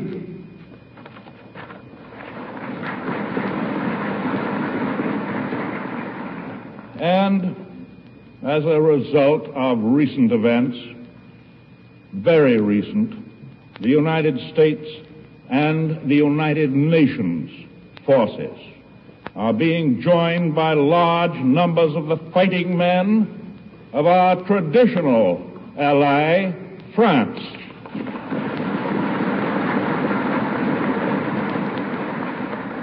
On this day of all days, it is heartening for us to know that the soldiers of France go forward with the United Nations. The American unknown soldier who lies here did not give his life on the fields of France merely to defend his American home for the moment that was passing. He gave it that his family, his neighbors, and all his fellow Americans might live in peace in days to come. His hope was not fulfilled. American soldiers are giving their lives today in all continents and on all the seas in order that the dream of the unknown soldier may come true at last.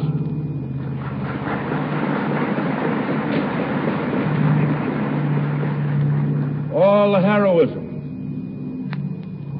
all the unconquerable devotion that free men and women are showing in this war shall make certain the survival and the advancement of civilization. That is why on this day of remembrance, we do not cease from our work. We are going about our tasks in behalf of our fighting men everywhere. Our thoughts turn in gratitude to those who have saved our nation in days gone by. We stand in the presence of the honored dead. We stand accountable to them and to the generations yet unborn for whom they gave their lives. God, the Father of all living, watches over these hallowed graves and blesses the souls of those who rest here. May he keep us strong in the courage that will win the war, and may he impart to us the wisdom and the vision that we shall need for true victory in the peace which is to come.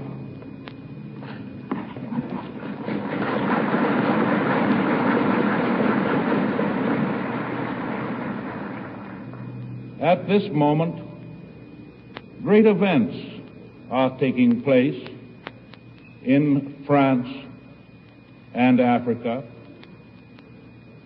and I think it is particularly appropriate that we greet here today the General of the Armies of the United States.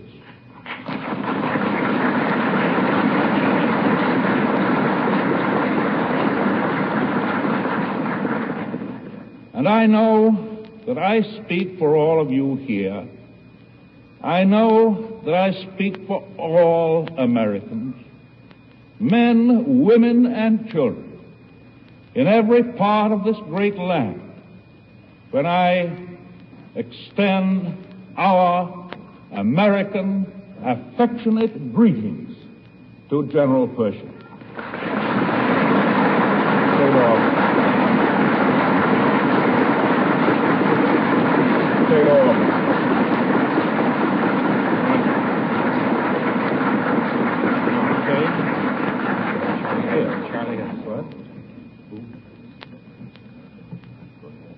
Now we're going to take you directly to Montreal, where Pilot Officer George F. Beurling of Verdun, Quebec, Canada's greatest air ace of this war, is waiting to speak to his native country. Pilot Officer Beurling will be interviewed by the CBC's war correspondent, Bob Bowman, in Montreal. Go ahead, Montreal. Last July, in the Ministry of Information in London, I was glancing through the most recent lists of Royal Air Force awards, and I noticed that the DFM had been won by Sergeant George Beurling, who'd shot down 12 enemy aircraft in Malta.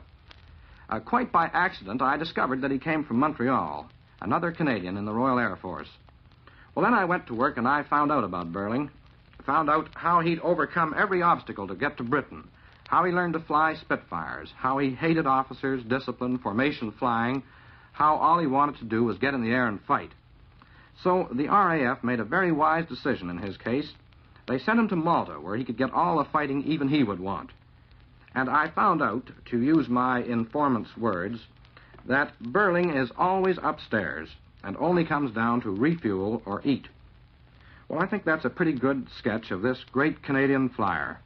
He's sitting here with me now, tall, slender, fair hair, steady, almost steely, grayish-blue eyes. On one foot, he's wearing a flying boot, which protects a bad heel which stopped a Jerry Cannon shell not so long ago. And on his chest, he wears enough ribbon to make an austerity suit. The DSO, the DFC, the DFM, and BAR, all gained since last July, making George Beurling, now Pilot Officer George Beurling, one of the most decorated flyers of the war, with 29 enemy aircraft to his credit. Well, that's my first question, George. How does it feel to be an officer, seeing that you're supposed to dislike them? Well, it's not exactly right that I hate officers. The thing is that an officer or an AC-2 are all the same to me if they are doing a job. No man is any good unless he is doing a job. Well, you certainly are a full-time worker. Is it really true that in Malta you fly all the time and only come down to refuel or eat? No, that isn't possible. Gasoline is restricted there, so I have to spend a lot of time on the ground. It probably seems a lot to you. What do you do in your spare time? I have lots to do, lots to study. I make model airplanes, real models which fly, and test them out. Are they models of our aircraft or German? I make models of them all, Italian too. You can learn a lot from them. George, you're always talking about studying, about learning. Is that the secret of success for a flyer? Yes, I believe so. Well, you're talking now to a lot of Canadian boys like yourself, only they're just starting in the Air Force. What advice would you give them? Apply yourself, take in everything that's told to you. Don't stop studying. Don't stop working. And how about physical fitness, George? I believe you neither smoke nor drink. That's important, too, of course. You have to be on the alert, and in air fighting you can't relax. It's the quicker thinker who wins. For a fighter pilot, is good shooting more important than good flying? No, not in high-speed aircraft. Shooting and flying are equally important. Precision flying is what is needed. What do you mean by precision flying? Being dead accurate in turns and in everything you can think of. I believe you're an expert in deflection shooting, and you're writing a book on it. Well, I've made a special study of deflection shooting, and I'm writing a book which I hope will be helpful. It is most important to be able to judge angles and know when to shoot when you are coming in on the enemy in a turn. And that's the way you generally do come in. If you can shoot when you are coming in, you're a jump ahead. Well, can you say anything here which will help the fellows in their shooting? 90% of shooting is application, practice, and you've got to keep at it. Ranging, shooting at ground targets, and all that. Where did you get your practice? In Malta. Well, that's combat. That's not practice. Combat is the best practice. What could be better than that? Well, that's all right if you can get away with it, George, but pianists don't practice by giving a performance. No, I guess they'd get shot then. But do you know that musicians make good pilots? The sense of rhythm is a great help in flying. No, I didn't know that. That's most interesting. Do you play an instrument? Not well, but I like to play the piano a little. Well, there's a good-looking Steinway in the corner there, George. How about a tune? How do you expect me to play with this sore foot? Well, okay, we'll save that for the mess.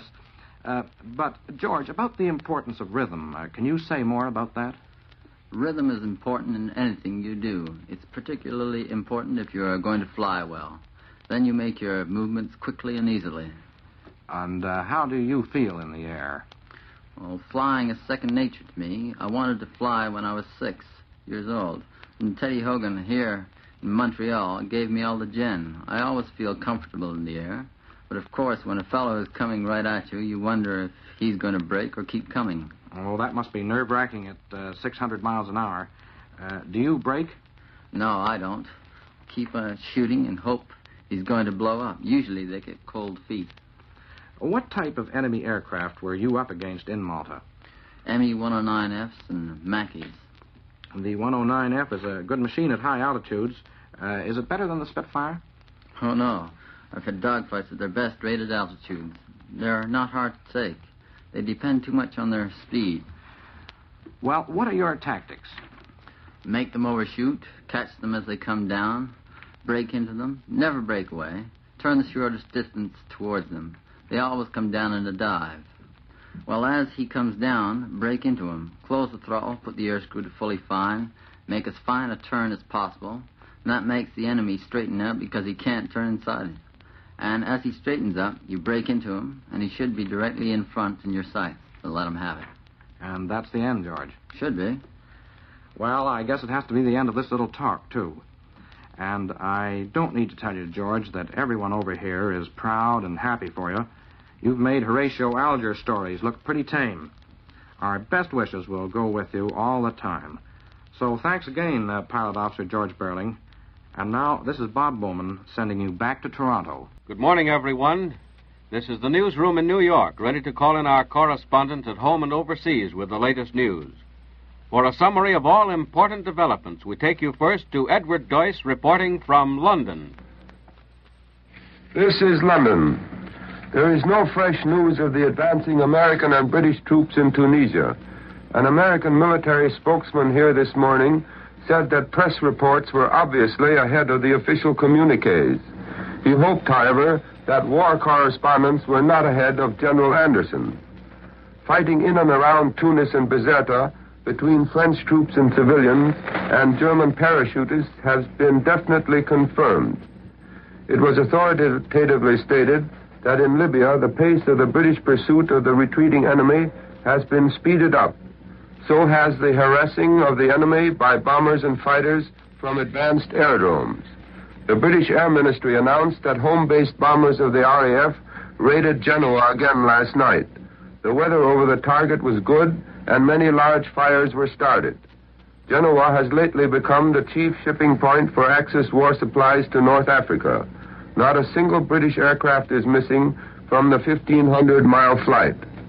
Reports from Moscow this morning declare that the German offensive at Stalingrad has been blocked. The Germans are apparently digging themselves in. In the south, Russian shock troops captured 2 heights near Novorossiysk. On other fronts, the situation is stated to be unchanged.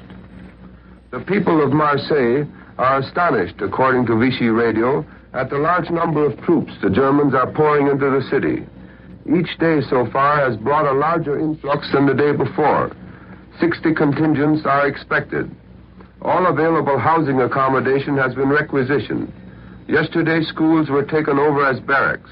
Trucks raced through the streets to and from the marshy seashore outside the city, fetching seaweed for use as bedding. There are reports that the Germans intend to occupy the Balearic Islands and use them as advanced air bases for attacks on Allied shipping in the Western Mediterranean. It seems certain that Axis troop concentrations of this magnitude are not designed solely for the defense of the southern shores of France. Virginio Guido, Mussolini's mouthpiece, emitted a squeak for assistance last night. His article in the Giornale d'Italia was broadcast by Rome Radio, appealed to the Axis partners that the Allied offensive in North Africa was not directed solely against Italy, but equally against Germany and Japan. Dr. Goebbels wrote in his weekly magazine Das Reich that the Axis is facing its second great task in this war, which is, as he said, holding what we have conquered. And now to Grant Parr in Cairo.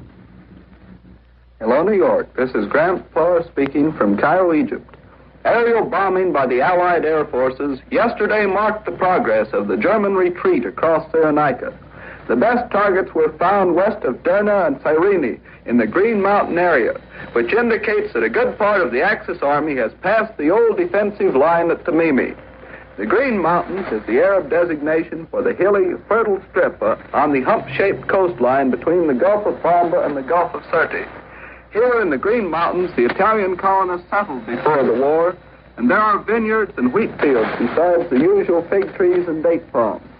In Derna, the water flows along the streets in little canals, and vines sometimes form mats on light frames to shade the narrow thoroughfares. Cyrene was a great commercial city for the ancient Greeks, and later a resort for the Romans. Both Derna and Cyrene are pleasant places, but I don't think the Axis armies will tarry there much longer. Rommel knows too well what once happened to Graziani's great Italian army when it tried to hold the Green Mountains in 1941.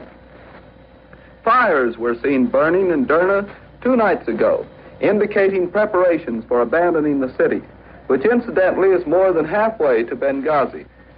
The inanimate hero of the North African Air War continues to be the small island of Malta, western sentinel of the Middle East Command. Malta, aptly called Britain's unsinkable aircraft carrier, has not only defied blitz after blitz by Germany's Luftwaffe, but struck back with telling force.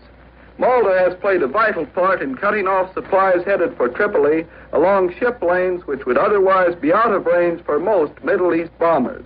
The British garrison and the island's inhabitants have endured certain privation during the period when a Malta convoy meant sending ships under the very shadow of Axis territory with little air protection. But soon it will be easy to send ships to Malta. They will be able to sail right into the harbor with full fighter cover. Then Malta will sting the Italian toe in a way that is very apt to make Hitler's allies kick. But already Malta has enabled the Middle East Air Command to extend its air dominance as far as Tunisia, where the Germans are trying desperately to keep the Allies from getting more valuable air bases. One of these German-occupied fields was bombed and machine-gunned, and gasoline stores, workshops, and hangars destroyed.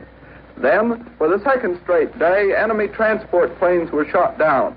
Our long-range fighters got 6 out of a formation of 60 transports and fighters. They were northbound, but it's not certain whether they were empties going home or loaded with troops. Yet there are signs that the Axis is doubtful about its Tunisian venture. I switch you now to New York. So far on our morning roundup, we have heard from Edward Doyce, reporting from London. And we just heard the voice of Grant Parr, reporting developments in the North African campaign, direct from Cairo. Our next stop is to the Southwest Pacific for a direct report from that battlefront. Go ahead, Australia.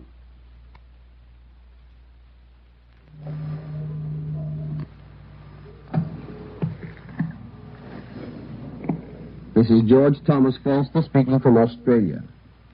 Most naturally, the North African campaign, with all its exciting sidelights, has taken over the front pages of our newspapers down here.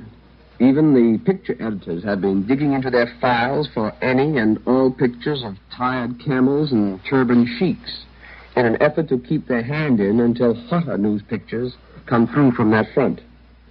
The battle in New Guinea and the Solomons has been regulated to the thin insides of a wartime rationed newspaper. Since last Monday until today, news of the Southwest and South Pacific areas has been confined to little more than General MacArthur's official communique.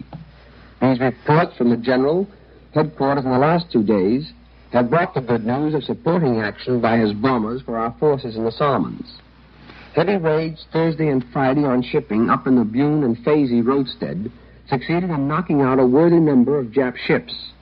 There is also a plus sign in the latest report of our raids over Bune and Fazy. Besides bombing shipping concentrated there, our pilots flew further inland over Bougainville Island and bombed and strafed Kahaili Airport and the adjacent dispersal areas. This feat indicates an all-important possibility, for this is the first time it has been reported that our pilots have taken our ships further than the roadstead itself, which is at the very tip of Bougainville Island. While the events in Africa are enough to crowd any news off the front pages of newspapers throughout the world, there is another reason for the realignment of the news insofar as the New Guinea campaign is concerned. It is felt by competent observers here that the game is about up for the Japs in New Guinea. Now we are at the waiting stage, and until the American combat troops flown from Australia close in on Buna, the enemy's main advanced base on the northern coast of Papua, the news from this area will continue to be scant. Back on October 14th, a distinguished Australian senior officer, plugging his way up to the front line along the jungle trail of the Owen Stanley Range, addressed groups of soldiers whenever he met them. His remarks went something like this. This time we are going to beat the little blankety-blank Jap, and I promise you, you will not have to walk down over these mountains again. You will come back from Buna either by boat or airplane. Well, now it sure looks as if he will be able to make his promise good. And now to Moscow and Robert Magadoff.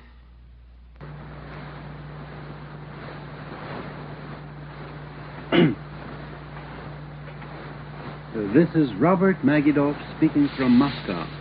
Premier Stalin stated in connection with the Anglo-American action in Africa that the Red Army will fulfill its task honorably as it has been fulfilling it throughout the war. On the 7th of November, Monsieur Stalin forecast, quote, "Not far is the day when the enemy will feel the full force of new blows by the Red Army," unquote. I'd like to mention a number of vital points which make it possible for the Red Army to launch offensive action on one or more fronts in the near future. Point 1. The morale of the Red Army is extremely high. The men are eager to come to grips with the enemy and avenge the defeats of 2 summers and the sufferings of millions of Russians. 2. The Red Army is well equipped with the newest types of Tommy guns and artillery and with tanks and aircraft. 3. The abolition of political commissars and the establishment of single authority in the Army, which has resulted in a marked improvement in efficiency and discipline. 4. The promotion of young talent and energy to high posts. With this, I'd like to mention the contempt for high officers who have failed to gain experience from the war.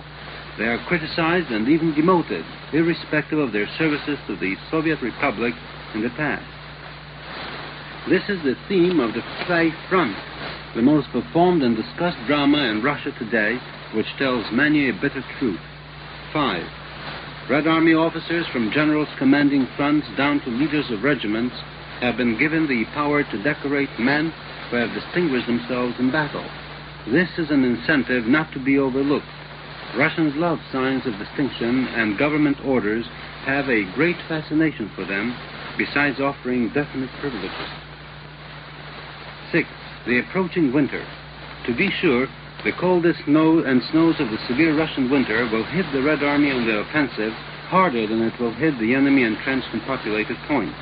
For the Russians can stand cold weather better than the Germans. You must also bear in mind that the Russians had their big victories last winter, and these are still an inspiration to the Red Army. 7. The Germans have already come to a standstill on all the fronts. And last, but not least, is the faith of the Russians in the Red Army and their allies, the latest reflection of which is embodied in Stalin's yesterday statement to the AP. Goodbye from Moscow. And now for the developments in our own capital, we take you to Ray Henley in the newsroom in Washington. The latest word from Selective Service Headquarters is that the first 18 and 19-year-olds probably will be called into the Army within 30 days. There is no late word from Eddie Rickenbacker. The War Department merely says we should hear of his rescue within a few hours, or we may never hear at all. Well, here in Washington during the past few days, diplomacy has come into its own. Not the kind of diplomacy we link with high silk hats and decorations, but rather the careful, painstaking preparation that brings civilian populations into the war on our side. The wealth of information your government had about the people of North Africa and about conditions there made possible the great progress we have already seen in Morocco and Algiers. And like the pool of water stirred up by a pebble thrown into its center, the effects of our diplomatic victories in Africa have rippled to other shores. All of Latin and South America is impressed by the brilliant planning and execution of our campaign in Africa. This is shown conclusively by messages pouring into the White House and State Department from heads of governments in our sister republics to the south. Even Argentina has sent a message expressing approval of our move into Africa, a move which the Argentine believes will safeguard the security of the Americas. And Chile adds her word of encouragement. Now President Roosevelt has made another important diplomatic move, extension of lease-lend munitions and supplies to the French and the natives of Morocco and Algiers. This will have a profound impression upon those countries and also upon all those people who have run up against the Axis. Hitler conquers and then steals and plunders until the conquered populations are reduced to privation and want. The United States is serving a lesson that the coming of our people also can mean friendliness and a full stomach. To the starved and plundered people of the world, President Roosevelt officially proclaims, and here are his words, "No one will go hungry or without other means of livelihood in any territory occupied by the United Nations. Here in this country of abundance, those words will not mean so much. To the starving people elsewhere, they will mean everything." And that's all from Washington. You have been listening to direct reports of the latest news given by our correspondents at home and overseas. We heard this morning from Edward Doyce in London, Grant Parr in Cairo, George Thomas Folster in Australia, Robert Magadoff in Moscow, and Ray Henley in Washington. For the latest news, keep tuned to this station. This is the National Broadcasting Company.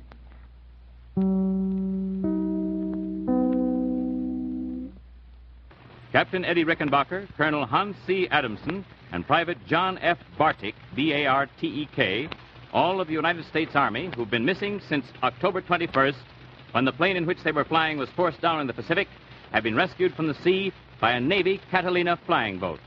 Captain Rickenbacker reported that Sergeant Alexander Kaczmarczyk, I'll spell that, C-A-C-Z-M-A-R-C-Z-Y-K, who was with them, he comes from New Jersey, died several days ago and was buried at sea.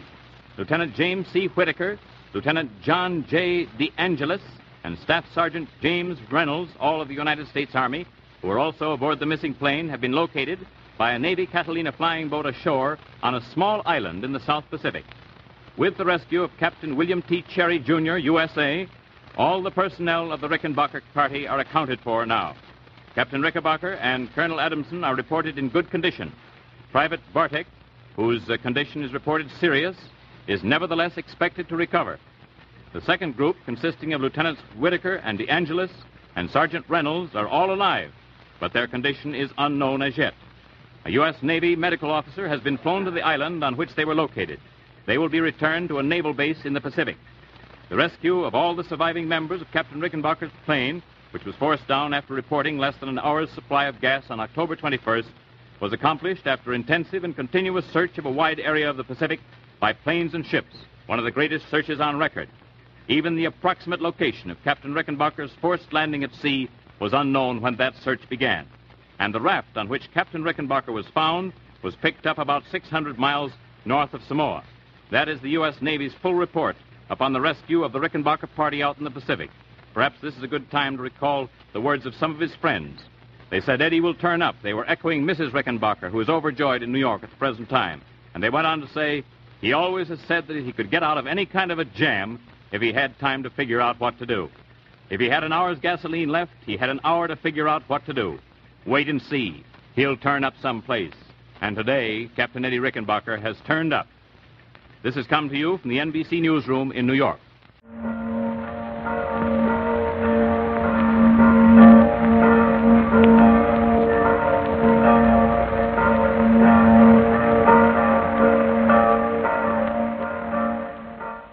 World News Today, brought to you by Continental Radio and Television Corporation, makers of Admiral Radio, America's smart set. CBS correspondents are waiting to bring you a complete report from the world's political and battlefronts. But first, here's John Daly. Admiral Radio takes you at once to CBS Algiers, Charles Cullingwood reporting. Algiers is a beautiful city.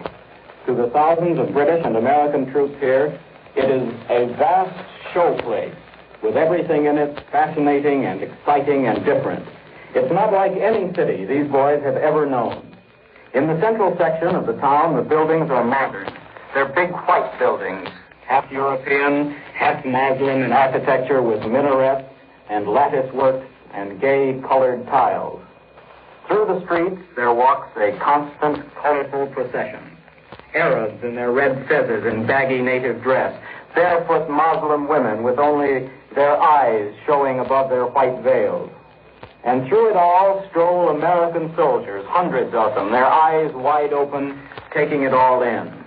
I stopped on a street corner this afternoon to talk to a couple of them. One of them shook his head. "I've never seen anything like this except in pictures," he said. And the other one looked at him and said, "I've never seen anything like this, period."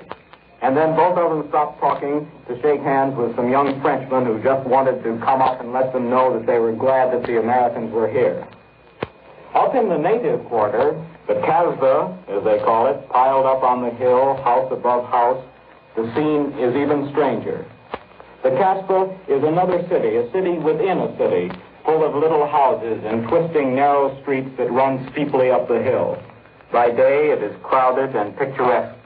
By night, it is silent and mysterious. I got lost up there last night. There was no soul to be seen, only the green eyes of cats gleaming in the night and the feeling that behind the closed doors and shuttered windows there were eyes watching you pass. This, then, is the Algiers that American troops are sightseeing in and working in today. It's a friendly city.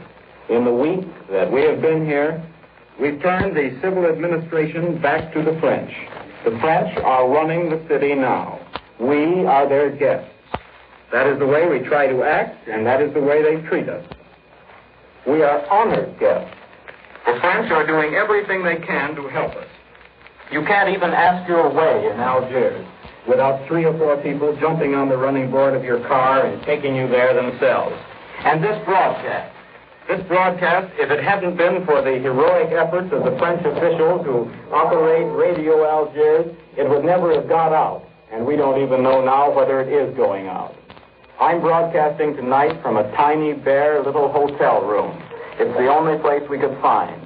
There's a French engineer here who presides over a portable outfit that he brought in here yesterday. He's doing 4 things at once, and he's been doing it for hours.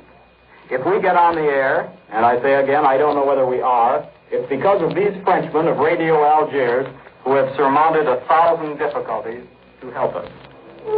So today, Algiers lies white and gleaming under the African sun. It's a happy city. A good deal happier, I think, than before we came. But this is a military operation we're engaged in here, and there are a lot of soldiers in Algiers who don't have time to look at the sights. When the Americans took Algiers, they laid a stepping stone. Now the British First Army is here, and the First Army is beginning to step.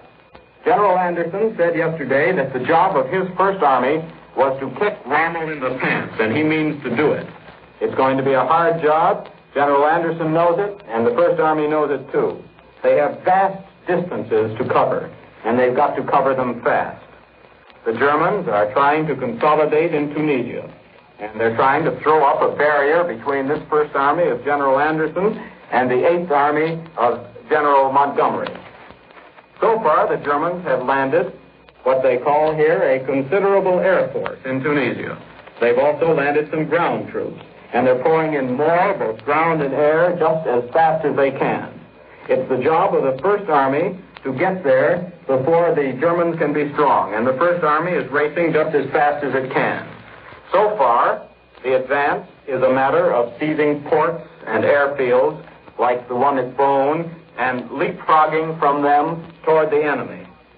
Any day now, the main body of the First Army will begin to roll, and when it does, its advance will be rapid and spectacular. This is Charles Collingwood in Algiers, returning you to CBS in New York. And now for more news of the whole North African and Mediterranean area, Admiral Radio takes you to CBS London, Bob Trout reporting. In London, just as in the United States, everyone is trying to keep up with the swiftly moving military and political events in the Mediterranean theater. In the rush, it's hard to fit the details into their places in the right perspective, and meanwhile, other news events which would usually be big news are lost in the shuffle. Here in London, we've been listening constantly to Radio Morocco and to Algiers. The political situation down that way is obviously still very, very difficult. In London, the strange case of Darlan looks not one bit less strange tonight.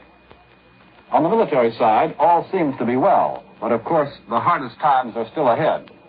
The statement from number 10 Downing Street this evening says that 13 U-boats have been destroyed in the fighting off French North Africa, while Rommel's total losses by casualties and captured to date are now estimated by General Alexander as 75,000 Germans and Italians.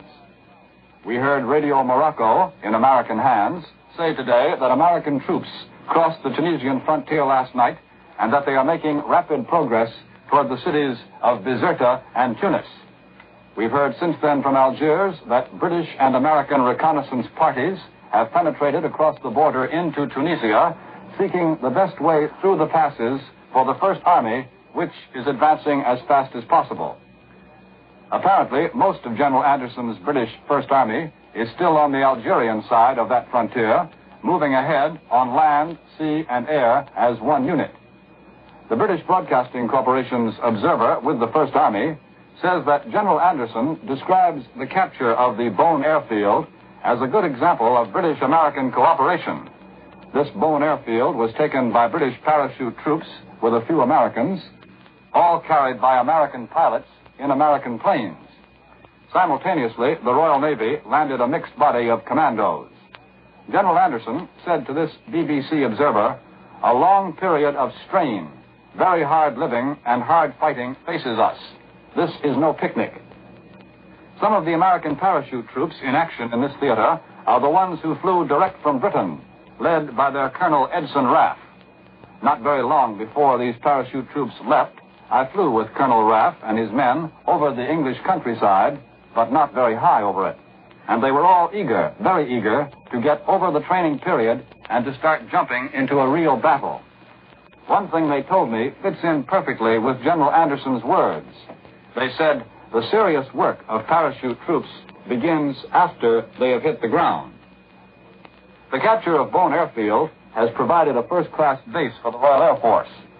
Many of the British pilots flying from Bone got their experience flying from Britain in sweeps over northern France, and now they're knocking down the Axis planes on another front. On the other side of Tunisia, Britain's Malta-based aircraft are taking part in the battle by attacking the enemy-held airfield at Tunis. And the Royal Air Force twin-engine fighters from Malta have made another successful low-level attack on this Tunis field. In a moment or two, we shall hear from General Alexander's zone of the Mediterranean, where the British 8th Army is scarcely more than 200 miles along the coastal road from the Axis base of Benghazi. But in the few moments remaining to me in London, let me see if I can explain a little bit more in this period about the political situation which I was telling you about. Last night, CBS was able to bring you the first American broadcast from French North Africa since the landings. In it, Columbia's correspondent Charles Collingwood told us that the political situation is indeed still difficult. There's great allegiance to the established doctrine of Marshal Pétain.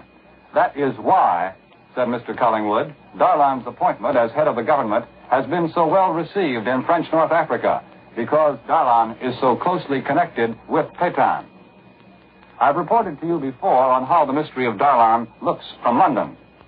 Now, Radio Algiers, in American hands, is broadcasting French language announcements in the name of the Marshal, head of the French state. At the same time, the German-controlled French news agency on the continent is telling us that the French admiral commanding the French fleet at Toulon, on the wrong side of the Mediterranean, has just taken the oath of allegiance to the Marshal, head of the state, meaning, in this case, that the French fleet will not try to escape from the Germans. And now the time is up in London, so next to CBS Cairo and the report of Winston Burdett.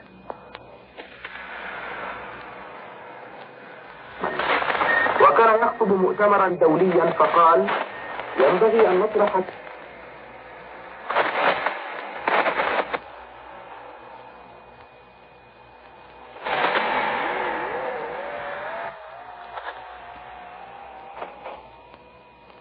كيف يصيغ هتلر في وجه العالم.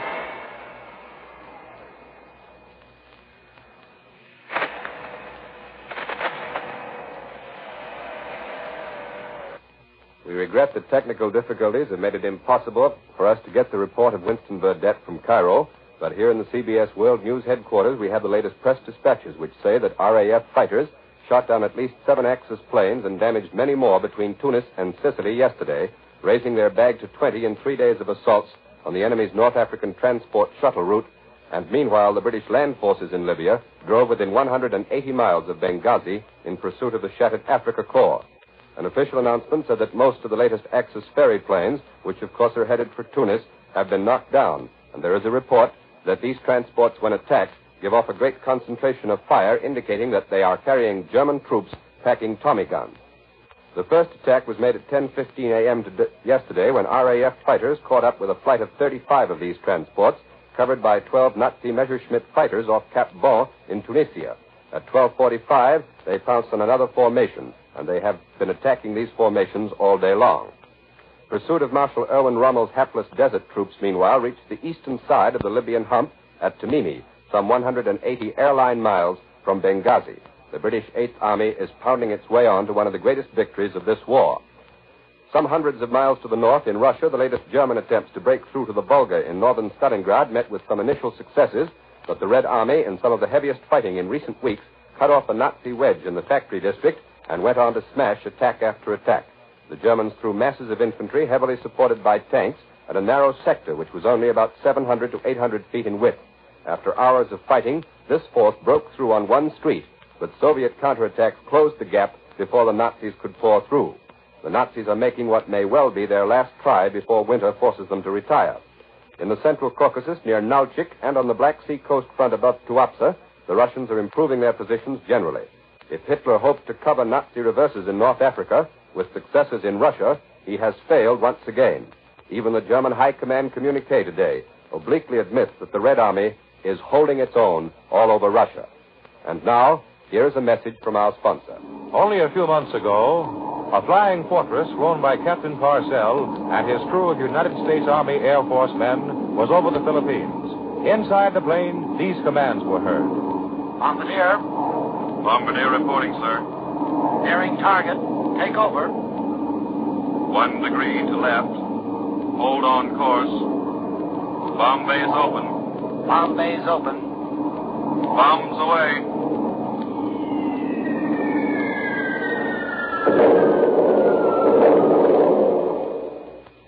Captain Parcell and his crew, in the air 32 hours, stopped 2 Jap invasion forces, sunk loaded Jap transports, and knocked down Jap Zero fighters. Such men deserve the best possible equipment, as much of it as they can use. For them, for others like them, Admiral workers in both great Admiral plants are working, building the finest, most dependable radio equipment they know how. And while Admiral workers build equipment, Admiral dealers act to keep civilian radio sets in perfect condition. Admiral dealers are specialists in radio servicing. Regardless of the brand name your present radio carries, let your Admiral dealer help you make it last for the duration. Or, if you need a new radio, ask him to show you the new Admiral Victory line. Most dealers still have a limited number of both Admiral radios and Admiral radio phonograph combinations with automatic record changers. Once you've seen and heard an Admiral, you'll know why it's considered America's smart set. And here again is John Daly. We turn next to the Pacific, where the past few days have produced important developments. Admiral Radio takes you now to CBS Honolulu, Webley Edwards reporting.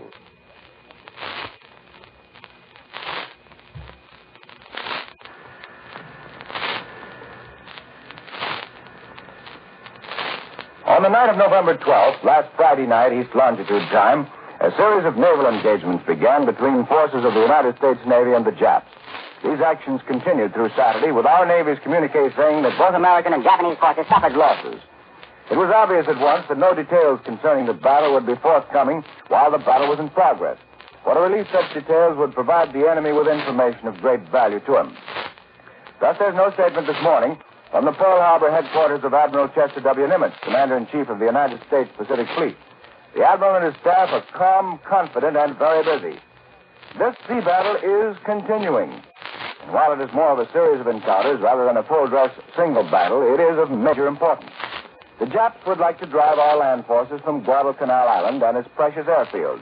To do this, They must protect their men and supplies with their naval forces.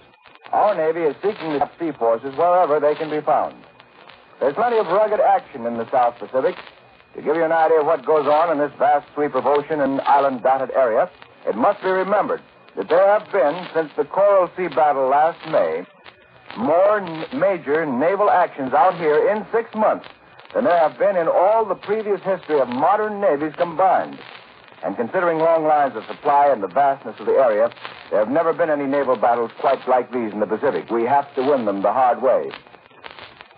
Successes in New Guinea give our Army planes a clearer area from which to strike at enemy supply bases, transports, and their escorts.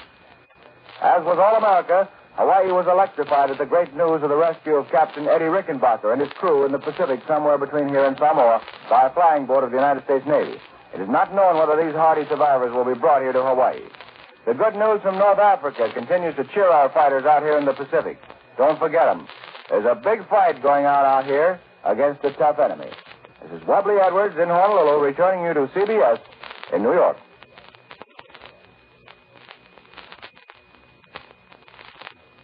Here at home, there has been considerable confusion over the political implications of the occupation of French North Africa, as there has been in London, particularly in regard to the status of Admiral Darlan, former French commander-in-chief. Washington has further news on that. So Admiral Radio takes you now to CBS Washington, Lee White reporting. There's been no War Department communique so far on developments in North Africa, but it's reasonably certain that American forces are now attacking or about to attack the German-held airdromes and other strong points in the vicinity of Bizerte and Tunis. There's reason to believe there are about 10,000 German troops in Tunisia, and that more are coming in as fast as they can be ferried across the Mediterranean from Sicily. Only the position of the naval commanders at Bizerte seems doubtful, and they may well have decided to side with the Allies following Admiral Darlan's recognition as chief of government in all North Africa. As Charles Collingwood told you last night, in the first broadcast received from Algiers, pro-Vichy sentiment was much stronger throughout North Africa than we at first anticipated. Bob Trout has just told you how the Darlan situation looks in London. Here's how it looks in Washington. Whatever Americans may think of Marshal Pétain, it's obvious that the old man was respected to the point of reverence by large numbers of influential political, military, and naval leaders throughout Morocco and Algiers. And all these people remained loyal to Admiral Darlan as Pétain's right-hand man. It's becoming increasingly evident that General Eisenhower was faced with a dilemma, either of signing an immediate armistice with Darlan or facing the prospects of continued Vichy resistance. He seems to have chosen the former alternative for two reasons. First, in order to avoid useless bloodshed and the necessity of wasting 50 or 60,000 American fighting men in policing unfriendly territory, and second, in order to be able to enter Tunisia as soon as possible. Morocco and Algiers were pacified several days ahead of schedule, and now, thanks to our agreement with Darlan, complete order reigns, and it's possible for our army to go ahead with the investment of Tunisia without wasting a single moment of very valuable time. Tunisia is the keystone to our occupation of the African coast of the Mediterranean. And now here's Columbia's military expert, Major George Fielding Elliott, with an analysis of the situation in the South Pacific. The Japanese appear to be making a renewed attempt to establish naval control of the waters around the embattled island of Guadalcanal. What success they are having, if any, is as yet uncertain. It is quite possible that they may be beaten off once more. But even if they are, we should understand that they will keep coming back and keep trying until they are finally deprived of the means of doing so, which means deprived of the basis from which such attacks can be launched. In other words, there is no victory to be chalked up for us in this part of the world until we have taken all the Japanese bases on New Guinea and New Britain, as well as their remaining footholds in the Solomons. And to do this, we must gain command of the sea so that we can move troop ships. If all this can be accomplished, we shall then have 600 miles of open sea between us and the next nearest Japanese bases in the Caroline Islands, and we can consolidate our positions for further operations. It will then take a major Japanese effort to get at us, while we shall have excellent new submarine bases for attacks on Japan's vital overseas communications. But as long as the Japanese remain close at hand, as they are now, with the support of their big advanced base at Rabaul, making possible the continuing assembling of effort, the hit down the long line into the Solomons, we shall have no rest on Guadalcanal. The Japanese will not give us any. Their whole idea appears to be to prevent us from getting comfortably set in the southeastern Solomons so that we can launch new amphibious attacks to gain new footholds. And it is a very sound idea from the Japanese point of view. They have been willing to make great sacrifices to carry it through, and they are continuing to do so. One countermeasure which we are taking may prove to be of unexpected value, and that is the American-Australian advance on the mainland of New Guinea. The Japanese, having lost the mountain passes in their advanced position at Kolkata, have now been driven from Wairopi by the Australians, while an American force is approaching the Japanese coastal base at Buna. There seems to be a distinct possibility that the whole of eastern Papua is about to fall into our hands. And this, if true, menaces the Japanese in the western Solomons and all the approaches from Rabaul toward Guadalcanal. But the real decision will be at sea, and not until we have been able to gain the upper hand there can we expect any decisive results in the southwestern Pacific. Merely beating off Japanese attacks will serve no permanent purpose. We now return you to CBS New York and John Daly. And that's World News Today. Now here's Warren Sweeney with a word from Admiral Radio. Do you know what radiogoniometry is? Well, probably not. But the United States Army Signal Corps does, for radiogoniometry is the science by which it locates enemy radio stations. Hundreds of radio terms and devices are unfamiliar to us, yet vital to the armed forces. If you could walk through the Admiral plants, you would see many of these radio devices in the process of being manufactured. Thousands have already been delivered. Many more will be. For Admiral's facilities have been pledged 100% to the war effort until victory has been won. This means, of course, that no Admiral radios, no Admiral radio phonograph combinations are being made for civilian use today. However, most Admiral dealers still have a limited supply of the new Admiral Victory line. If you do need a radio, see your Admiral dealer. The Victory line is comprised of the finest radios and radio phonograph combinations Admiral has ever turned out. See for yourself why Admiral, in peacetime, became the world's largest manufacturer of radio phonograph combinations with automatic record changers.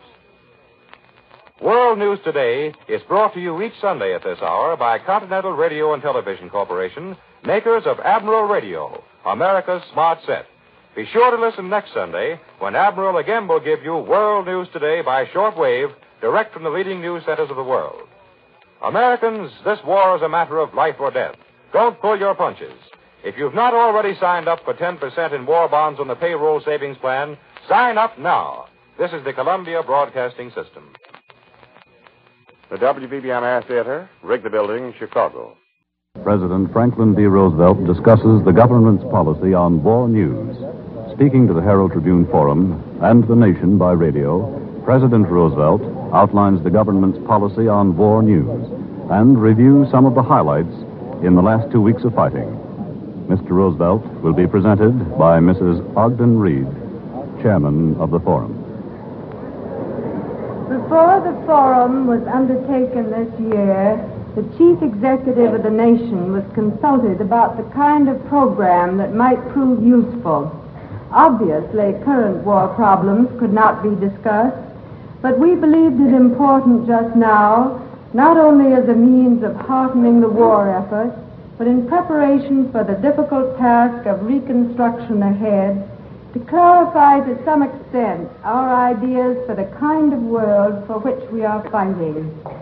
In closing the forum of 1942, I feel sure you will all wish to join with me in saluting our Commander-in-Chief, who has so brilliantly effected the start of a second front in North Africa. I have the great honor of presenting to you the President of the United States. Ladies and gentlemen, I have always welcomed the opportunity to participate in the Herald Tribune Forum because I have always been interested in the public presentation of all kinds of national problems. In time of peace, every variety of problem and issue is an interesting subject for public discussion. But in time of war, the American people know that the one all-important job before them is fighting and working to win. Therefore, of necessity, while long-range social and economic problems are by no means forgotten. They are a little like books, which for the moment we have laid aside in order that we might get out the old atlas to learn the geography of the battle areas. In time of war, your government cannot always give spot news to the people. Nearly everybody understands that, and the reason for it.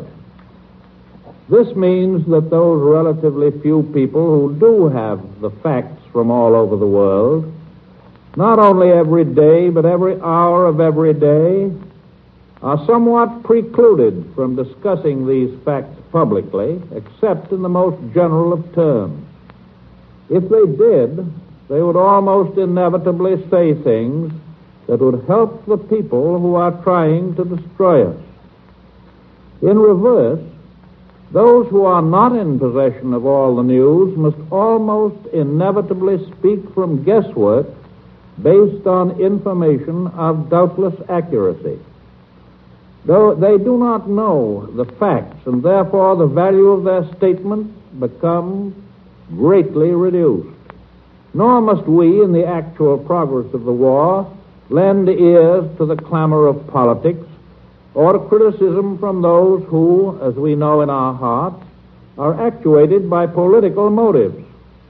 The fact that this type of criticism has done less harm in the United States than might be expected has been due to the good old horse sense of the American people. I know from a somewhat long experience in wartime as well as peacetime that the overwhelming majority of our people know how to discriminate in their reading and in their radio listening between informed discussion and verbal thrusts in the dark. I think you'll realize that I have made a constant effort as Commander-in-Chief to keep politics out of the fighting of this war. But I must confess that my foot slipped once. About 10 days before the late election day, one of our aircraft carriers was torpedoed in the Southwest Pacific. She did not sink at once, but it became clear that she could not make port.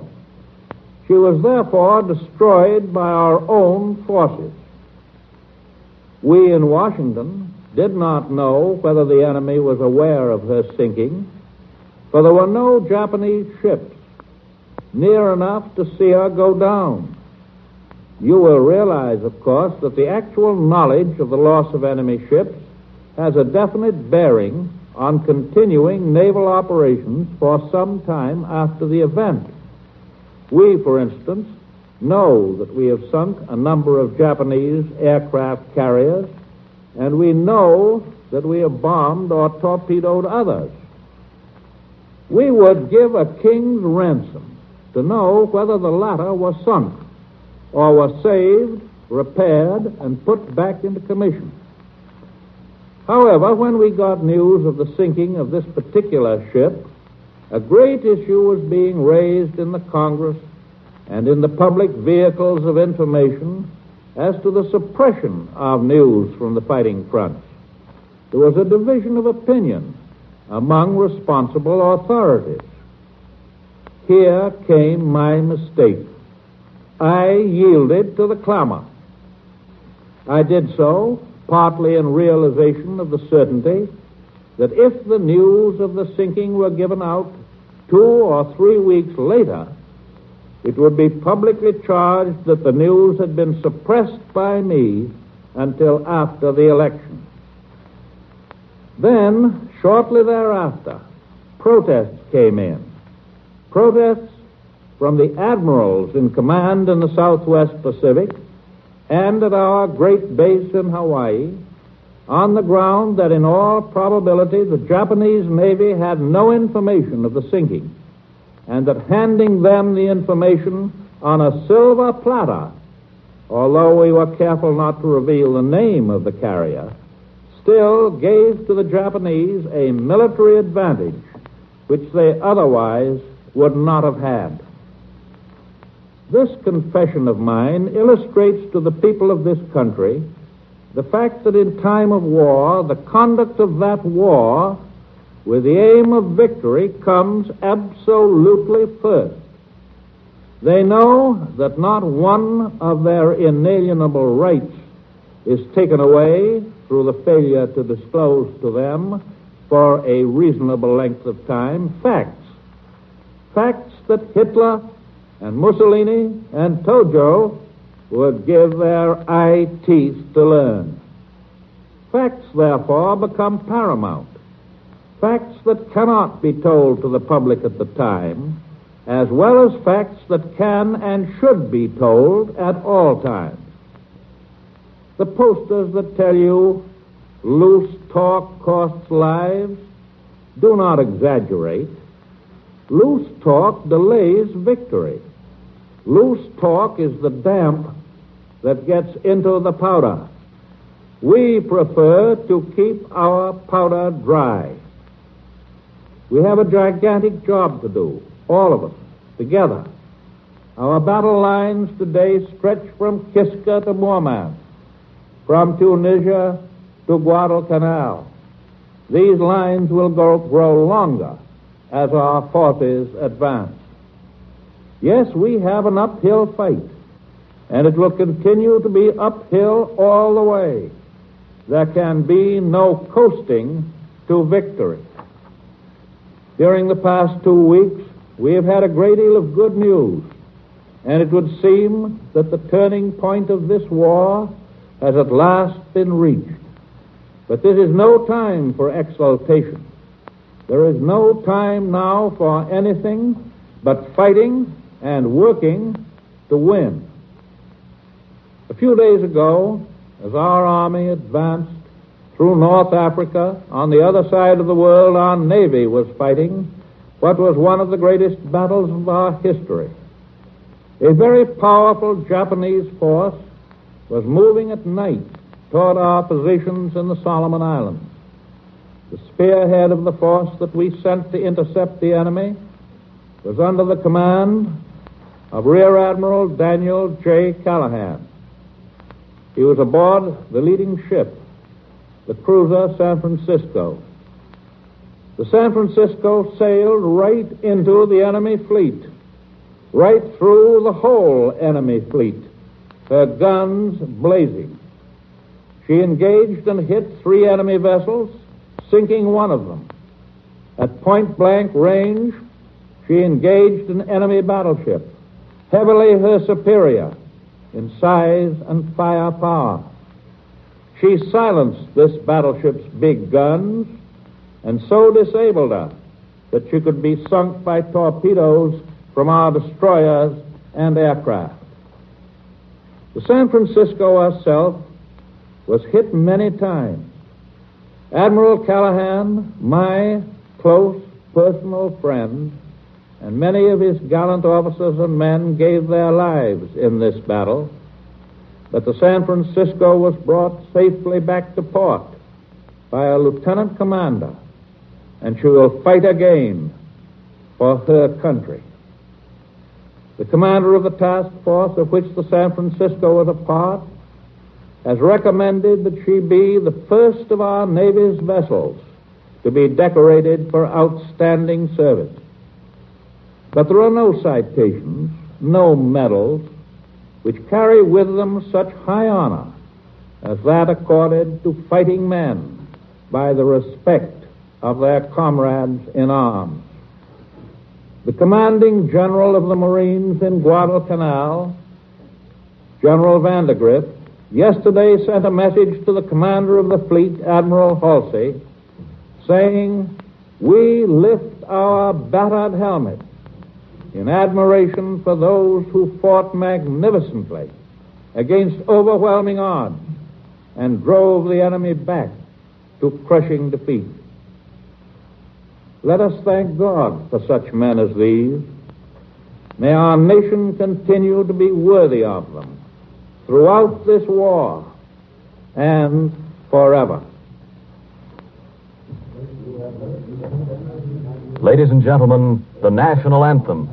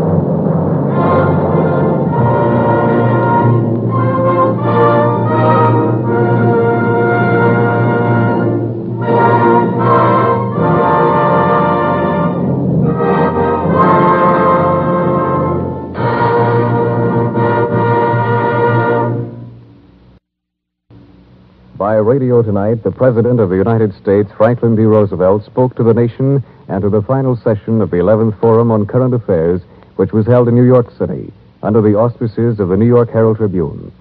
The President discussed the government's policy on war news and reviewed some of the highlights in the last 2 weeks of fighting. The President was presented by Mrs. Ogden Reed, Chairman of the Forum.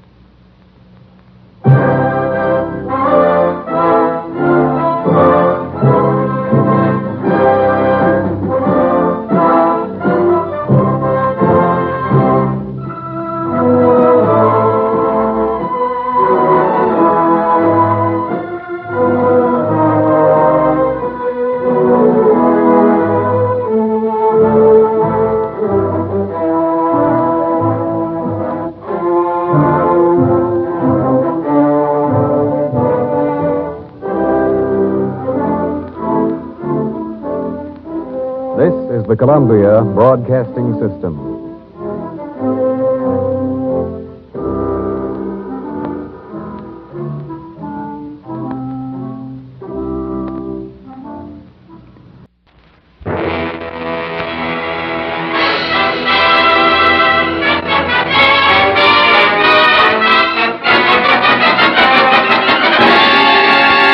Uncle Sam presents Wings to Victory!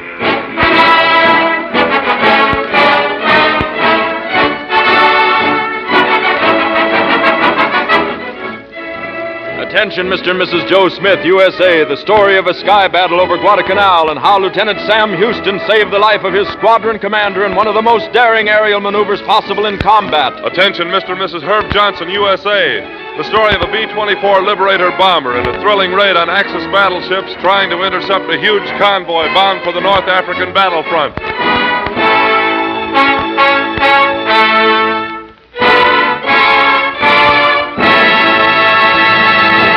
From the West Coast, ladies and gentlemen, the Army Air Forces present Wings to Victory, a dramatization of American heroism based on official combat reports from the fighting fronts. For obvious military reasons, the names of places and characters in these true stories are fictitious. We open tonight's program with a special arrangement of Memories of 1917.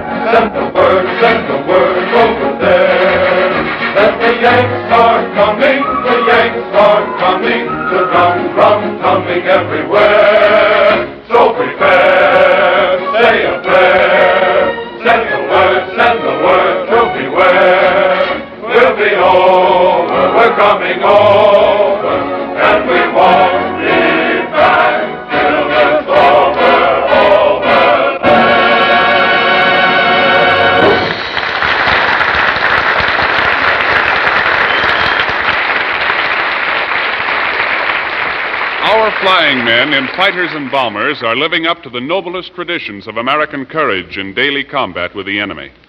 But a brief time ago, the men in command of these planes were American boys named Tom, Dick, or Harry, no different from a host of youngsters who make up young America. The Army Air Forces selected these boys, trained them as pilots, navigators, bombardiers, and gunners. They are men now, worthy of any who have served and saved this nation in the past.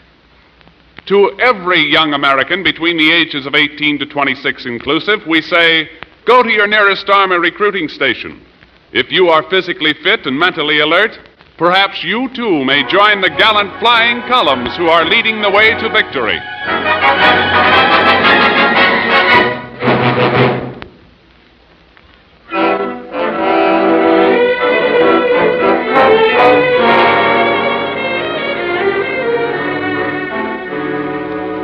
If you command a squadron of fighter pilots on Guadalcanal, you've got to be a mixture of Hot Pilot Pete, Superman, Foxy Grandpa, and Aunt Nellie.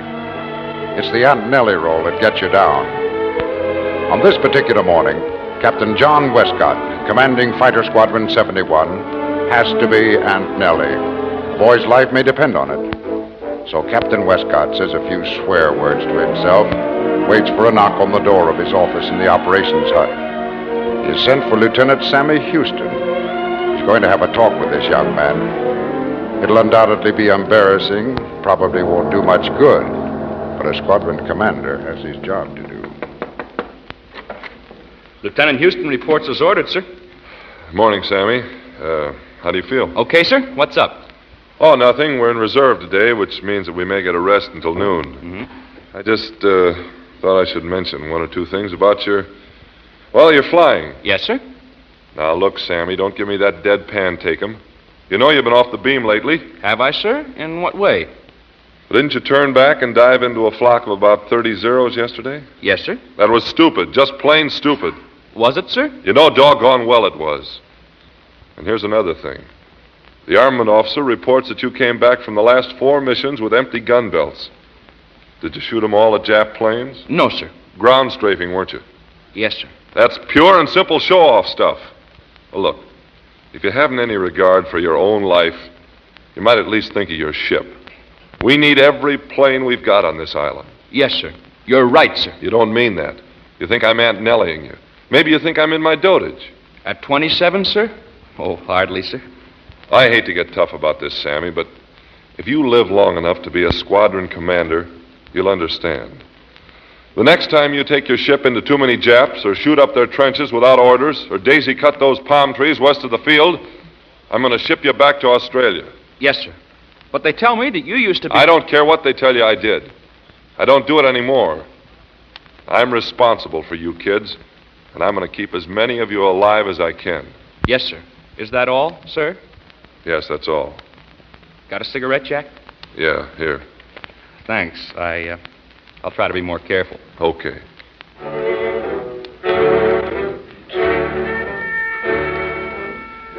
Young Sammy Houston walks out of the operations hut, shaking his head. He thinks of the pride of place, pomp of power, of what 2 silver bars will do to a nice, lovable chap like Squadron Commander Westcott. It's a soft, quiet morning on Guadalcanal. Marines and doughboys are keeping up their ceaseless duel with Jap snipers beyond Henderson Field. But such obnoxious characters as Whistling Charlie, Willie the Louse, and Mill-Train Tojo are sulking somewhere in Jap country, and, for the time being, silent. Lieutenant Houston slaps absently at mosquitoes, walks toward a lean-to, which the squadron uses as a loafing place. The gin-rummy games have started. Pilots in khaki shorts and sweat-streaked shirts are playing cards on the tops of gasoline drums. I always lose. Hey, Sammy. Look, you should have played your ace. Sammy! Why? You know why. $1.80 you got of mine. I want to win it back. Not now, pal, not now. Don't give me that. You got my dough. I gotta check some guns, Grimesy. But I'll be right back. Don't go away.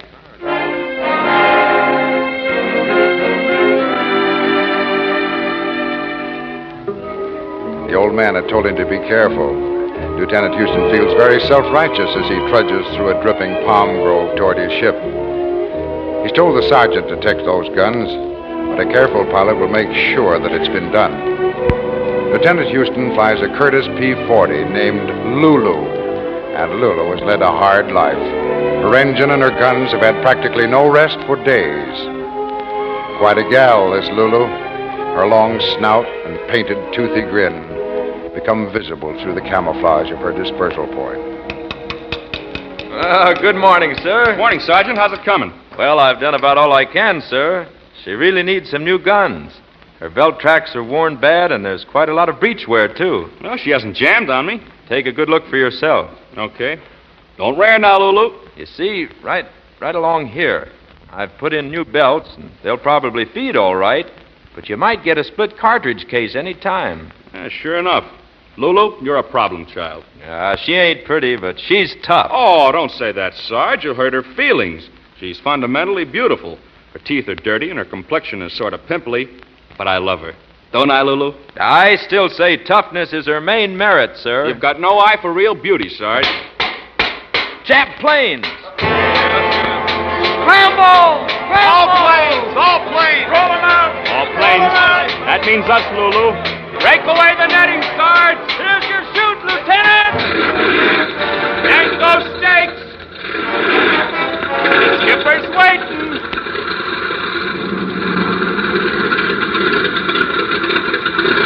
Ed? Yes, sir. Bob? Ready, sir. Eddie? Check, sir. Joel? Here, sir. Hey, where's Sammy? Hey, anyone see Sammy? I'm right behind you, sir. Good. Form on me as usual. 5,000 feet. We've got about 10 minutes. Let's go.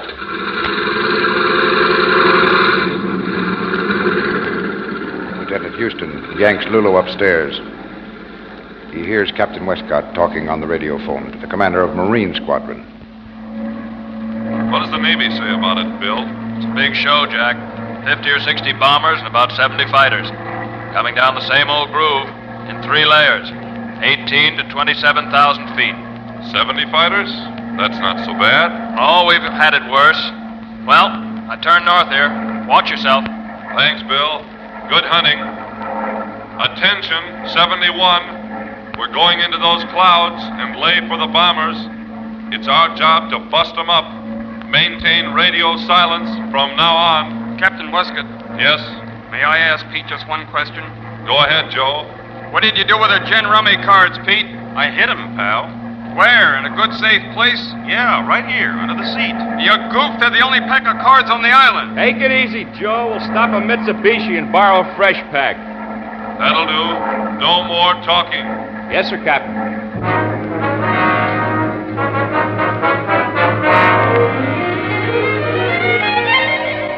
Captain Westcott leads his squadron into a wilderness of broken white clouds. In close formation, they dodge erratically, stalking the Jap bombers along their expected course. Lieutenant Houston flies number 3 in the leading element. He really means to be on good behavior today. The old man wasn't fooling. Sammy and Lulu must fight a good, sound, orthodox battle. Squadron 71 turns the corner of a sky mountain and then...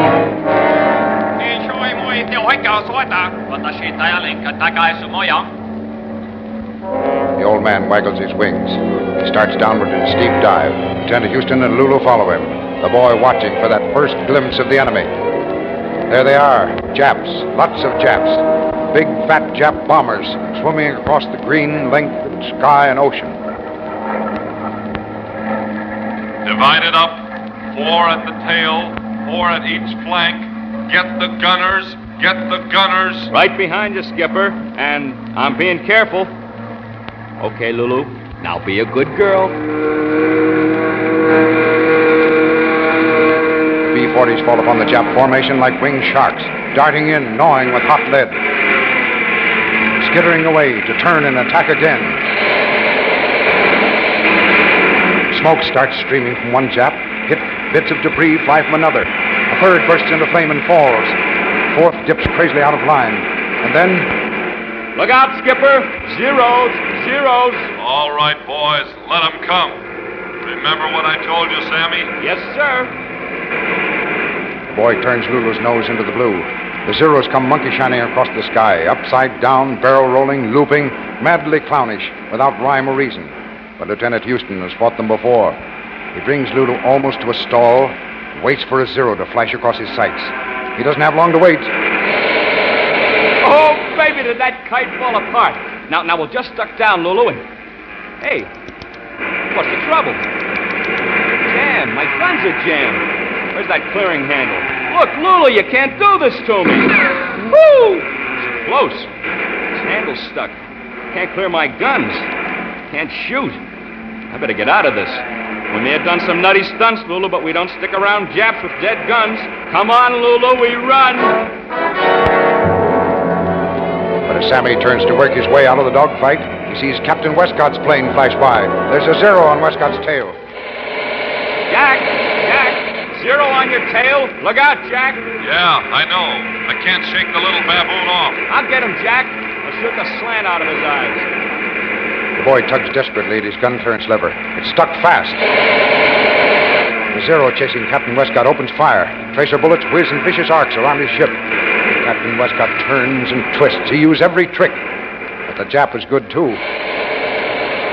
Bullets strike Westcott's ship. Quickly, Lieutenant Houston makes a decision. I'll get him for you, Jack. I said I would.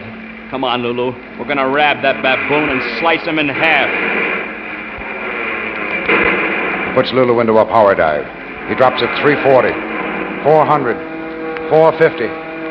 Then he banks. He throws up a wing. There's a crash. He goes staggering off toward the ocean. A hunk of Lulu's right wing tip has been torn off. But the Jap, where is he?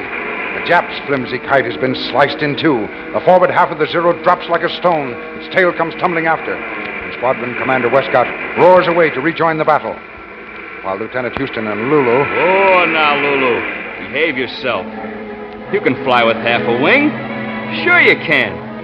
See? Atta, girl. Now you're okay, Lulu. We're going right straight home. Well, why, my gosh. I believe we are. Well, I'd be doggone. Lulu, you are one tough little tramp. Gangway down there. I'm coming home, and I'm bringing Lulu.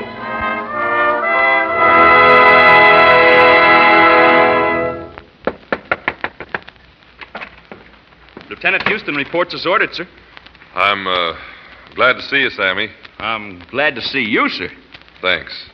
I'm recommending that you be awarded the Distinguished Service Cross. I shouldn't do that. I don't deserve... You deserve it.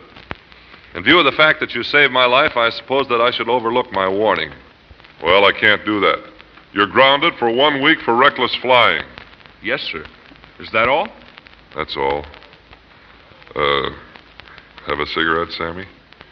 Thanks, Jack.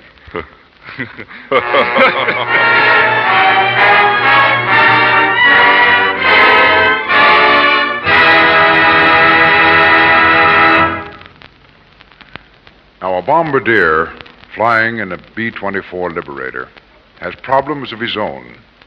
He must be a scientist of the clouds. You know, the crew of a Liberator nicknamed She Dood It are still talking about their bombardier, Captain Phil Langan, and that raid on Mussolini's Navy in the Mediterranean. Captain Langan, a science major from Texas A&M and a Ph.D. to boot, should have been assigned to a ship named the Spirit of Euclid instead of She Dood It. In the great battle of North Africa, Captain Langan had little desire to be a hero, and certainly no intention whatever of getting himself talked about. It all started one evening at a new American bomber base in Egypt. Corporal. Corporal! Yes, Captain Langan. Where's Major DeKalb? I think he's still talking to those British officers in his tent, sir. That's right, Prof. There's a big powwow on. Oh, good evening, Benny. Never mind, Corporal. Yes, sir. What do you suppose is cooking, Prof? I've just got a presentiment that Major DeKalb and Colonel Albertson are planning a raid. Tonight? Why, we just moved in here yesterday. It'd be typical of them. And I need orientation. The wind is different in this part of the world. The lights and shadows are tricky. If we should operate over the sea, there'll be a distortion of image which will... Oh, now, Prof. With that bomb sight, you can't miss. It's like shooting fish in a barrel. Optically a fine sight, yes. But do you realize that a reflex lag, 1/100th of a second in the bombardier, could throw an error of 26.89 feet at 20,000 altitude? No. I've been timing my reflexes. They're definitely slower here than in England. Let me show you my chart. Captain Langan's presentiment of a raid is correct, even if his reflexes have slowed. Great affairs are moving beyond the confines of this desert airfield. In far-off Gibraltar... Code for Cairo and Alexandria. Duplicate to Chief Op Nav and Chief RAF. Immediate. Yes, sir. Immediate. British Naval Headquarters at Alexandria receives the message. An officer hurries into the Admiral. 2 convoys, 96 ships, cleared Gibraltar at 19:00 hours. Request air reconnaissance and escort to pick them up at coordinate B6. Very well.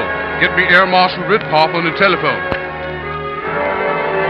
Royal Air Force Headquarters is already humming with activity. Regular patrol planes from Alexandria and Malta have spotted a powerful task force of the Italian fleet putting to sea from Pantheria. Air Marshal Ridpath is checking his available bomber squadron when the Admiral calls him. Ridpath speaking. Tony, this is George. Have you received the message from Gibraltar? Yes. The Italians are on to us. The devil you say. They're coming out? Yes. 2 battleships, a heavy cruiser, and several destroyers. What can you do? Not very much. We can't get to them in time to head them off. It's up to you, Tony. Well, the Army's grabbed everything of ours to whack Rommel. But we'll do our best, George. Righto. Good luck. Thanks. Oh, I'll ring you later and tell you what we've sent. I say, Forbes. Yes, sir. Give that New Yak bomber squadron a buzz, will you? We're caught short, and, well, maybe they can lend a hand. They're scarcely settled, sir. Well, that doesn't mean anything to the Americans. I wager they can be in the air in an hour. Buzz them like a good chap. And exactly 60 minutes later, 9 B-24s lift from the desert airfield.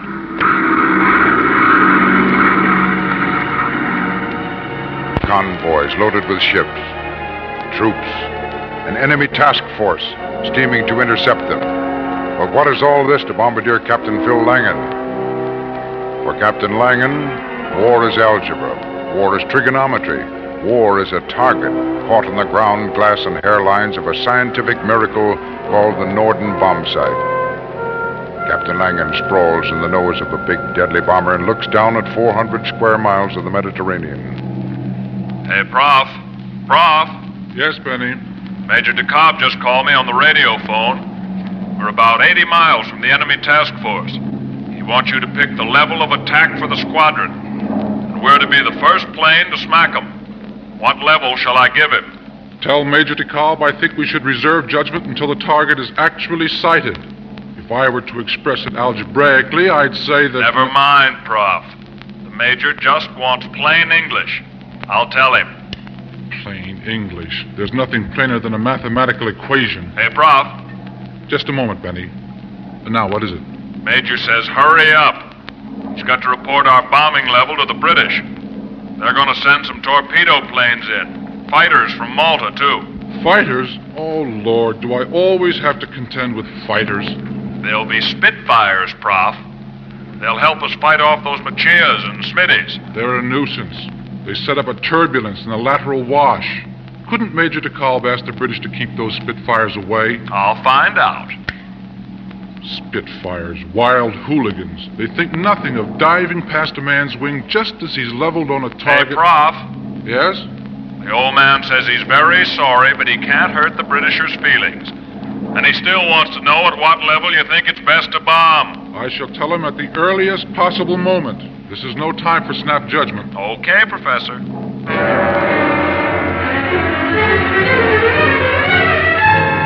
The Liberator bomber, nicknamed She-Dudit, sweeps on toward the Italian warships. 8 of her sister planes are with her. If those enemy battle wagons down there reach the lightly protected convoys, even Mussolini's discouraged sailors could cause terrible damage. Il Duce has scored all of his naval triumphs against lightly armed merchant ships. Now he might have 96 of them to shoot at. There is anxiety on the bridge of the convoy leader. Just got this flash from Sparks, sir. Very well, thank you. Quartermaster, turn 2 points to starboard. 2 points it is, sir. Mr. Johnson? Yes, sir. Some WAP battleships are trying to head us off.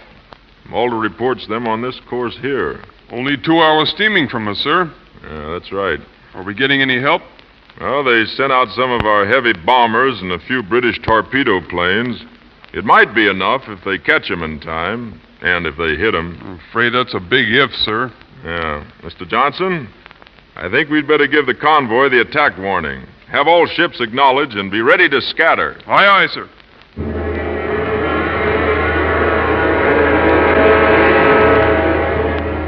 There is There's anxiety at naval headquarters in Alexandria, too. The Admiral eyes a clock on his office wall. He mops sweat from his face. The plane should have found them now by Stimson. I'll check with the RAF, sir. I hope I made it plain enough. We need those convoys. We've got to get them through. In the Liberator's bomb station, Captain Langan gets a report from a British reconnaissance plane. Its pilot has found the enemy task force and has flashed radio bearings. Langan looks up from his calculations and clicks his interphone. Benny. Yeah, Prof. Kindly tell the Major I suggest we approach on course 17830 true at an altitude of 20,000 feet. My gosh, at last. Okay, Prof.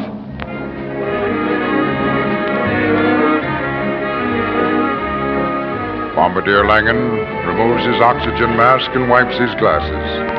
He calmly puts the glasses back on his nose and the mask back on his face. He then uncovers the Norton bomb site, flicks the dust away expertly with a clean cloth. On his knees now, he glances through the plexiglass window of his greenhouse as the B-24 Liberator tears along at 300 miles an hour. There they are, Prof. We've caught them. See them, Prof? See them? Yes? 2 big ones and a cruiser.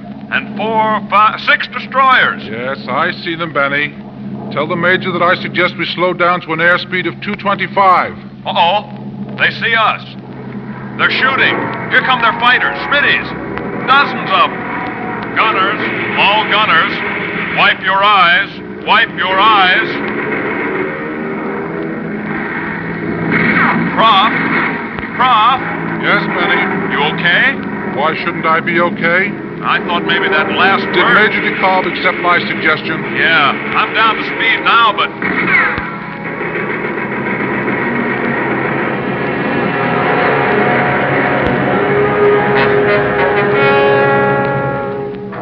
Led by She-Dudit, the B-24s rumbled toward the Italian fleet. The enemy battleships, cruiser and destroyer, hurl shells at the Yank bombers. German fighters swarm around them like angry sparrowhawks attacking eagles. She-Dudit is hit repeatedly. She fires back from every turret. But all this is mere sound and fury to the man who crouches in her greenhouse, his eyes waiting for a battleship to appear in the small, square lens of his bomb sight. Come on, Prof. Drop those bombs. Have a little patience, Benny. I've got her in the sight now. Hold her on course and level. She is on course and level, but she won't be long. What was that? Are you checking the controls, Benny? No, they got our number 3 engine, Prof. Straighten her up a little. No. A little more right wing. There. Oh, this is a splendid target. Now, if you could just follow her a minute longer. No, they're hitting us, I tell you. Oh, they've thrown me offline again. Benny! Prof, another engine just smoked up. Hold her steady. Are the bomb bay doors open? They've been open for hours. Now, just 16 seconds more, Benny. We don't get a battleship every day, you know. I want all 6 bombs to... There! Bombs away! 6 500-pound bombs spill from She-Dudit's belly. Down. Driven by speed, trajectory, and fall, they flash in the sun. They scream down upon that battleship.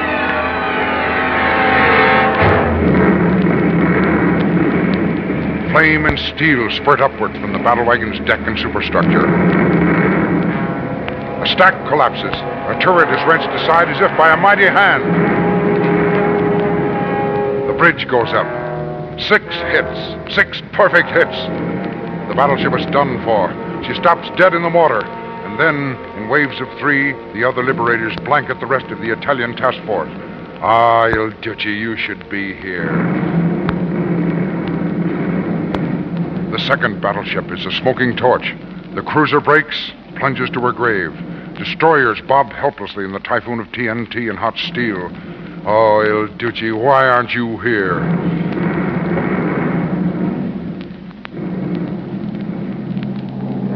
In She-Dudit's greenhouse, Captain Langan wipes his spectacles and looks down thoughtfully at the receding plumes of smoke. Captain Langan. Yes, Benny? Major DeKalb has just radio phoned you his congratulations. You got 6 direct hits, and the other boys did the rest. There ain't no more Italian Navy. Oh, boy, did we plaster 'em. Morituri te salutamus. Huh? What was that, Prof? Oh, I just feel a little wistful, Benny. There's a balcony on the Palazzo Venezia in Rome. It would be a beautiful target.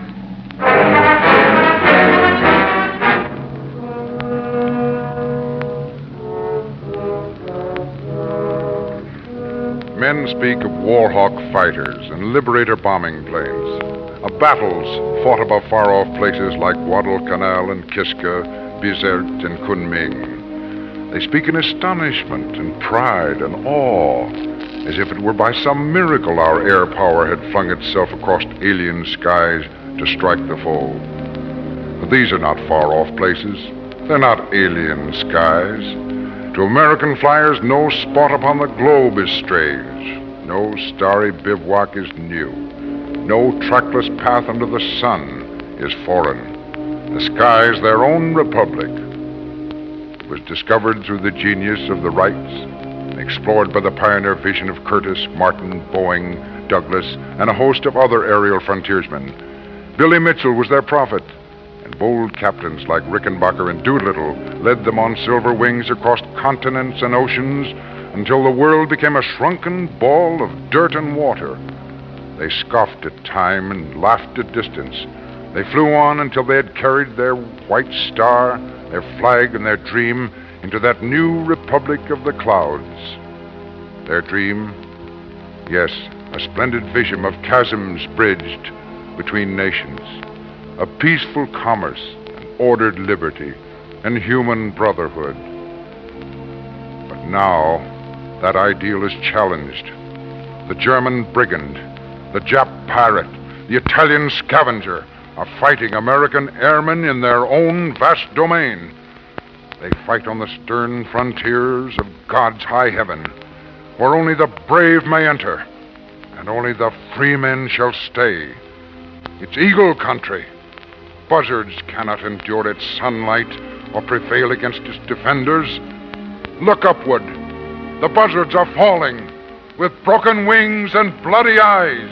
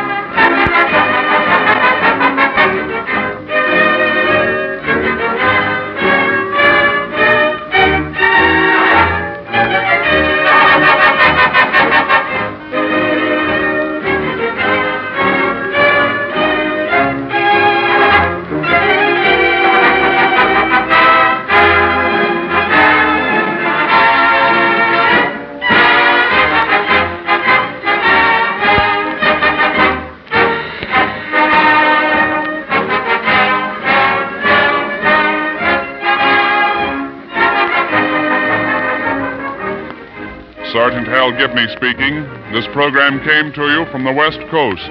This is the Blue Network.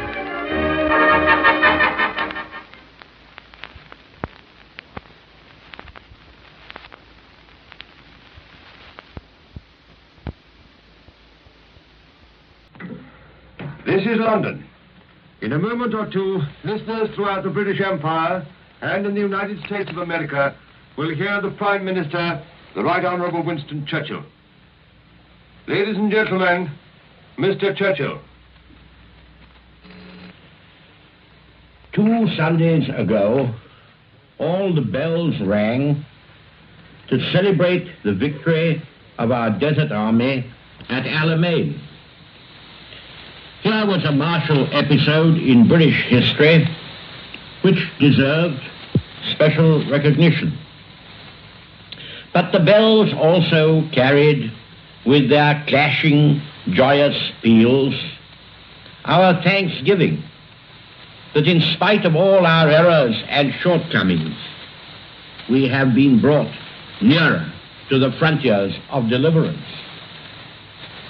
We have not reached those frontiers yet, but we are becoming ever more entitled to be sure that the awful perils which might well have blotted out our life and all that we have and cherish will be surmounted, and that we shall be preserved for further service in the vanguard of mankind. We have to look back along the path we have trodden these last 3 years of toil and strife to value properly all that we have escaped and all we have achieved. No mood of boastfulness, of vainglory, of overconfidence must cloud our minds. But I think we have a right, which history will endorse, to feel that we had the honor to play a part in saving the freedom and the future of the world. That wonderful association of states and races spread all over the globe, called the British Empire, or British Commonwealth, if you will. I do not quarrel about it. And above all, our small island stood in the gap, alone in the deadly hour. Here we stood, firm though all was drifting. Throughout the British Empire, no one faltered. All around was very dark. Here we kept the light burning, which now spreads broadly over the vast array of the United Nations. That is why it was right to ring out the bells and to lift our heads for a moment in gratitude and in relief before we turn again to the grim and probably long ordeals which lie before us and to the exacting tasks upon which we are engaged.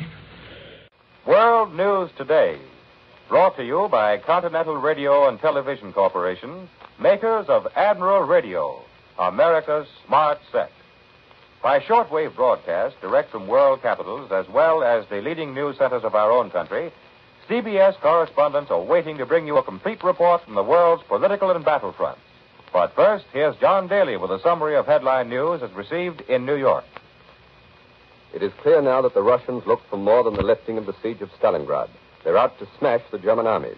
Today's noon communique from Moscow announced that the surprise offensive of the Red Army on the Central Front west of Moscow widened breaches gouged out of the German lines and continued its advance against stubborn resistance.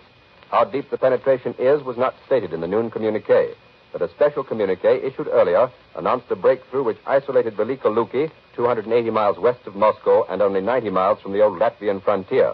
The statistics of the damage done to the Germans on the Central Front indicate that the successes before Stalingrad are being repeated. According to the Russians, 300 populated places have been recaptured on a breakthrough 20 miles wide. 10,000 Germans have been killed and 5 Nazi divisions routed. Perhaps even more important, 2 vital German supply lines in the area have been cut. One is the east-west rail line running from Moscow to Riga, the other a branch railroad running southwest from Velika Luki to the town of Nevel. The fighting west of Moscow demonstrates beyond all doubt that the Red Army is strong enough to sustain a winter offensive. The Nazis long ago built a powerful line of fortifications west of Moscow, fortifications that were constructed by Fritz Stott, who built the Siegfried Line to protect the French-German border. And it's these fortifications that the Russians have cracked. Meanwhile, at Stalingrad, the Russians continue to advance northwest and southwest of the city. Although the noon communique gave little detail, it did say that in the past 24 hours, another 2,300 Nazis were killed on 2 sectors northwest of Stalingrad, and 64 Axis planes were shot down. Later in the program, Larry Lasser, CBS correspondent, who has just come home from Moscow, will give his first uncensored report of our Russian allies. On the other fronts in the west, an Allied communique has announced the occupation of Jadeda, a rail center 12 miles northwest of Tunis City in Tunisia, and says that operations are proceeding satisfactorily elsewhere. And now for a first-hand report of the Tunisian fighting, Admiral Radio takes you to CBS Algiers, Charles Collingwood reporting. It will be 1832. GMT. I'll give you that check, which is coming up now. The CBS in North Africa, time checking for CBS in New York, 1832, coming up in 10 seconds. Time checking very well. In 5 seconds, 4, 3, 2, 1, what? 55 now. That was 1832 GMT. I'll be going ahead in a minute and a half. Oh, thanks. Come on, New York. You have just heard Charles Collingwood, the CBS correspondent in Algiers, checking through with our offices here in New York, and you heard his report saying that we would hear from him in a minute and a half by our clocks. Until that time, we can give you some more news of the activity in North Africa. Although the reports from Libya say that there is no land activity and little air activity, the slim details that we do have of the fighting indicate that the Allied forces in Libya and in Tunisia are working together, and that the air forces are going ahead of the land forces acting as artillery, softening up the German spots and hammering at their supply lines. It's very much the type of action which preceded the British Eighth Army's great offensive at El Alamein, which crushed, as you know, Rommel's Africa Corps.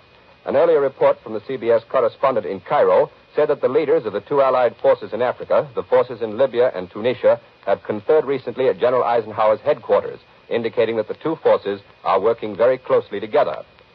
And now we will make another attempt to get the report of Charles Collingwood direct from Tunisia. For that first-hand report of the Tunisian fighting that is going on at land perhaps heavier than we know, CBS Algiers is called in. Charles Collingwood reports.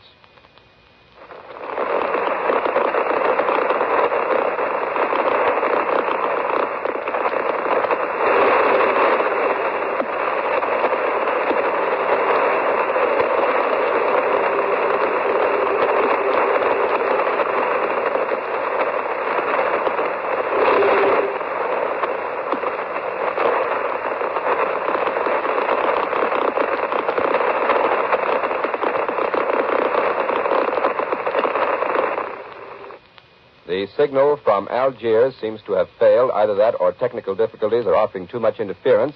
We'll see if we can pick it up later on. Meanwhile, we take you to CBS London. Bob Trout reporting.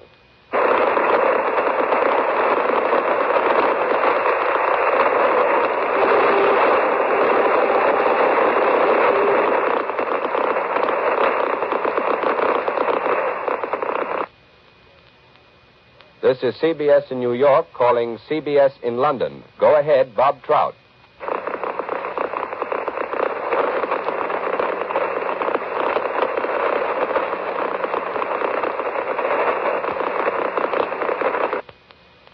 We regret that the circuits with Europe seem to have failed for the moment. We will come back and try and pick them up again. Meanwhile, the news here at home is news of new activity in the Aleutians, where the Navy says the Japanese have reoccupied Attu. But the war news is shared here at home with a terrible tragedy in Boston. Fire swept through the Coconut Grove, a nightclub in the hub city last night, and up to the present it's known that 431 people lost their lives.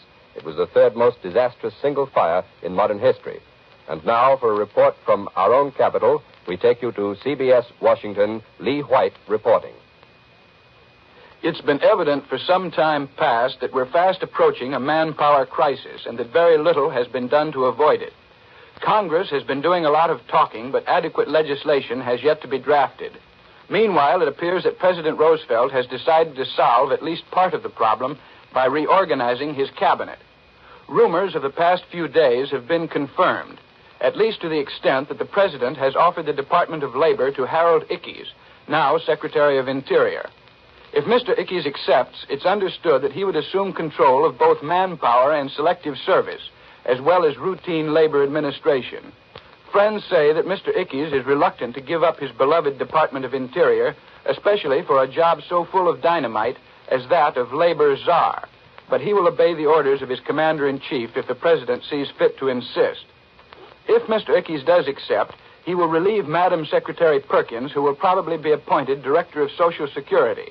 Paul McNutt, now Manpower Czar, but with none of the authority accompanying czardom, would replace Mr. Ickes at the Department of Interior, it's understood. One reason for so much undercover negotiation seems to be that the Army is opposed to unified civilian control over both labor supply and the draft. General Somerville is said to believe that the Army should have control of both. but Mr. Ickes is said to have made it clear that he wouldn't consider taking over manpower control without similar control over the draft boards. He believes, and so it appears does the President, that labor supply and selective service are both integral parts of the same problem, that neither can be solved independently. This solution of manpower control is said to please both government officials and congressional leaders who've advocated centralized control for some time, but apparently it doesn't please the War Department. Advocates of the cabinet shift point out one further advantage to the plan of making Mr. Ickes czar of both labor supply and the draft. As Secretary of Labor, they say, Mr. Ickes would become a member of James F. Burns' Economic Stabilization Board, and thus Mr. Burns and Mr. Ickes would be vested with sufficient authority to coordinate manpower control with control over wages and prices.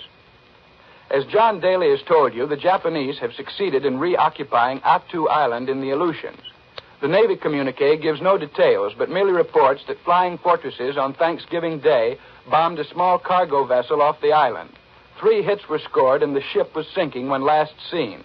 Army fighters which accompanied the flying fortresses strafed enemy anti-aircraft installations on the island. On Guadalcanal, the Navy says, there's nothing to report except minor patrol activity incident to the consolidation of our positions.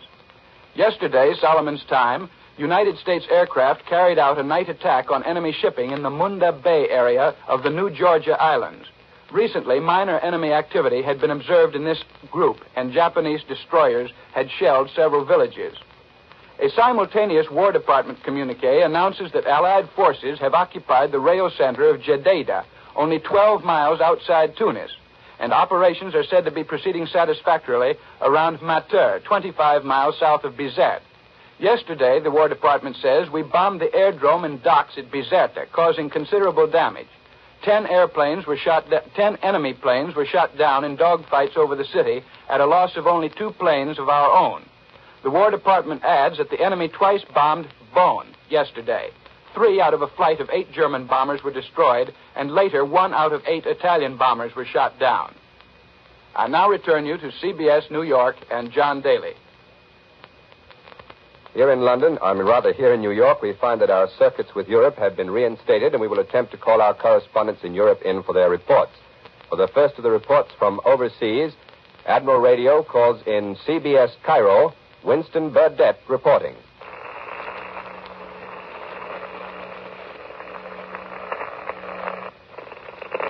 This is Mr. Morrison speaking from Cairo. This is a beautiful season in Egypt, the best time of the year. The weather is like mid-spring at home. In every backyard, rusty chrysanthemums and poinsettias are in bloom. The Army has gone into winter uniform and has acquired that comfortable feeling of superiority that comes with a new suit. We have just had a great victory in battle, and they're beginning to hand the medals around. The brass hats get to be commanders of the bar, and the aviators put up the Distinguished Flying Cross. And now and then somebody back in England or New Zealand gets a package with a Victoria Cross in it to remind them of an unlucky relative. Did you ever see a fellow win a medal? I saw Lance Corporal Baker win a medal. I know Baker better than I know a lot of friends back home, but I have to stop and think to remember that his name is Bert. I call him Cock, and he calls me Uncle. In peacetime, he used to work in a laundry, and now he drives a truck and he cooks. And in his spare time, he practices American. He talks like a movie gangster. He drove his truck into a mess of German mortars one day near Merzimatru, and people were getting hurt all around. And the mortars were blasting him personally at Baker, and Baker was using horrible language at the mortars, while he moved his truck into position to shield the removal of a badly wounded Scots captain, who was very bloody, and who probably is dead by now. And Baker got blood on his soldier suit, and he was gentle as a girl with the wounded officer. And all the time, the language he was using was not fit for a dying man to hear. But the Scot wasn't listening. And then Baker climbed into his truck again and moved over to another truck that had been disabled. He got out and hitched up a tow line while the mortar bombs kept making loud noises. And he towed the truck off up the road, swearing like a Baker. So they announced today that Baker has the military medal. I left him in Benghazi 3 days ago. I kind of hesitate to go back. It must embarrass Baker to be an official hero. This is Chester Morrison returning you to CBS New York and John Daly. Now here is Warren Sweeney with a word from Admiral Radio. Have you ever stopped to think how important your radio has become? Not only to you, but to your country as well? This is a total war. We are all in it, every man, woman, and child. What we do on the home front has a direct bearing upon the success of our men on the fighting fronts. Radio not only brings us many pleasant hours of entertainment, it tells us how to fight the battle here at home, the importance of getting in the scrap, the whys and wherefores of rationing, the urgent need for blood plasma by the Red Cross. Do you want to know how you can help win the war? Listen to your radio, then act. Yes, that radio of yours is mighty important to Uncle Sam these days.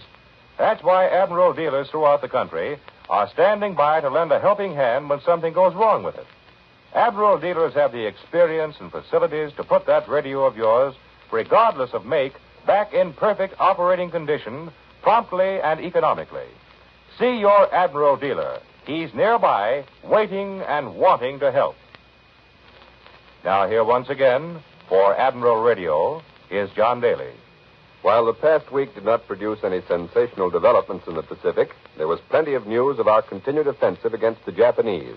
For that news, Admiral Radio turns next to CBS Honolulu, Webley Edwards reporting.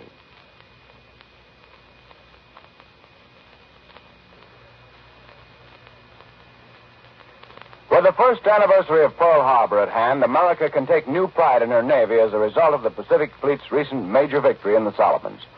A first-class disaster was visited upon the Japanese fleet there between November 12 and 16. Recognition has rightfully been given to the battleships, cruisers, and destroyers, and their personnel who blew the Japs out of the water in the two-night actions off Savo Island. But equal credit is due to the tough crew of Navy, Marine, and Army flyers who've been fighting out of Guadalcanal for nearly 4 months. It was the ceaseless efforts of these lads who've made it possible for our forces to retake Guadalcanal with its important airfield and to hold it against everything the Japs could throw at them. The success of their stubborn defense of our vital toehold on the road to Tokyo made our great sea victory possible.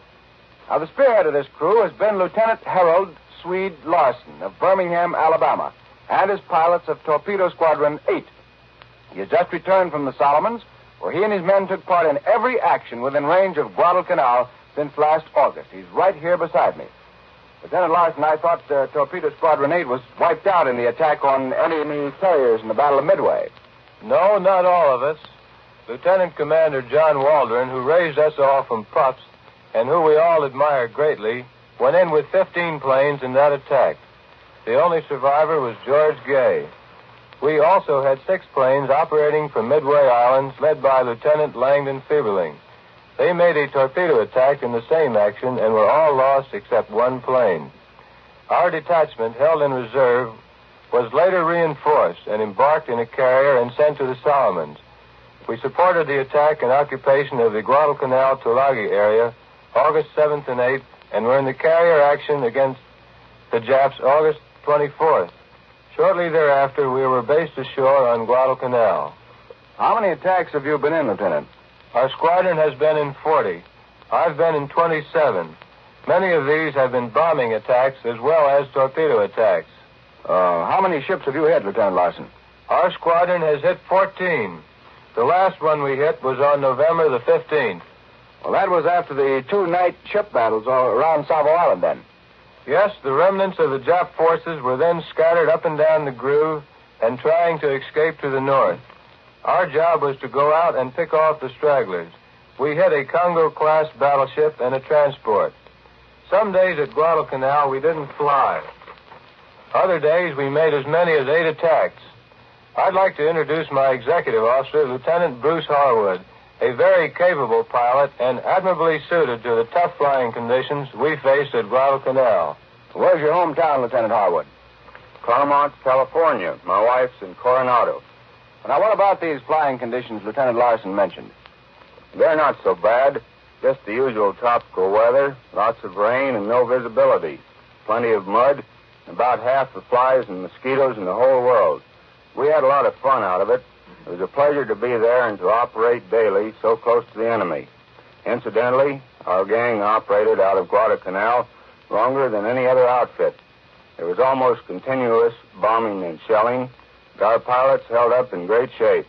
The flight crews also did a grand job. Isn't that right, Swede? They certainly rate a lot of credit. So do the engineering and ordnance crews. They're the boys you don't hear much about, but we couldn't have operated without their excellent work. Right now, a few of us are having a short breathing spell and a chance to say hello to a few people. And then we're going back to take another crack at the Japs. And that's the word from a man who has just been in the thick of the Pacific fighting, cracking the Japs. Lieutenant Herald Swede Larson. With him is Executive Officer in Navy Torpedo Squadron 8, Lieutenant Bruce Harwood. All kinds of good luck to you. This is Webley Edwards at Pearl Harbor. And now here he is with his own story of the astounding Russians. Larry LeSueur. The great Russian offensive, which Premier Stalin originally planned to drive the Germans out of Russia this year, is now taking place. But it's taking place later in the year than Stalin planned. Last May 1st, you remember, he ordered the Red Army to push the invaders out of Russia in 1942. At that time, he was thinking in terms of a United Nations second front in Europe this year. But a lot of unexpected things happened last summer while I was in Russia. The Russians had become overconfident. They didn't expect the great German surge across the Don, and Great Britain did not expect the early German advance in Egypt last July. America did not count on the German submarine and air force strength to sink so many ships. But although Russia used up some of her best divisions in the defense of Stalingrad, the Soviet Union was not compelled to expend her mighty reserve armies. They remained fresh and intact. Now she's throwing them into the battle. Plenty of American equipment is going into the present offensive, too. We piled a lot of stuff into Russia this year, and the Russians were hoarding it until this moment, when they judged that the Germans in the south were exhausted. But we must not forget that the great German armies holding the line in central and north Russia have seen little action this summer. They are still immensely strong. The first stage of the Russian offensive around Stalingrad is completed. The next phase will take longer. The German army trapped on the open plain between the Don and the Volga must be exterminated. This could take a short time if the Germans were inclined to surrender. But Germans rarely surrender as long as they have food, ammunition, and shelter. But that's exactly what they will not have on the bleak steppes. Here there are no trees for firewood, and the iron-cold winds from Siberia pile the Russian snow 10 feet deep. If the Germans could supply this army by transport plane, they could, conceivably, pull through. But Germany's great weakness lies in her overworked air force. The Germans will undoubtedly try to break their way through this Russian ring. It's the new Soviet offensive on the Central Front which is the most remarkable. Here the Russians are scoring appreciable gains against a fresh German army which did not see much action this past summer. You see, there are really two worlds in Russia, Russia in summer and Russia in winter. The only people who understand winter are the Russians. Centuries of mere survival in the terrible 6-month frost have bred a race whose vitality is their greatest attribute. They don't need so much equipment to run a winter offensive. When the snows really get deep, tanks won't work well. This may prevent the Russians from making really decisive gains this winter. But they'll kill a lot of Germans. And now a few words about the Russian civilians, and they deserve it. When I left Moscow, they were getting 1 square meal a day, if they worked. If they prefer to stay home as dependents, they are deprived of their entire fat ration. Matter of fact, they might have a hard time cooking at home, because to save fuel, the gas is turned off in Moscow for days at a time. Last winter, entire blocks of apartment houses had their electric lights turned off for solid weeks. The workers sat in the dark from the time they came home until the time they went to work in the early morning. But still they carry on, alone. Soviet internal propaganda has fostered their pride and nationalism until it burns with a white glow. Years of deprivation have given these people their strength. If Soviet Russia had devoted its great industries to making creature comforts, the Russian people would have been happier, but they also would have been conquered. That was Larry LeSueur, CBS correspondent just returned from Moscow. Now, here's a message from Admiral Radio. Picture American dive bombers flying over an enemy fleet. Suddenly, the radio on every plane barks a command. Bombing 3. Target contacted. Form echelon.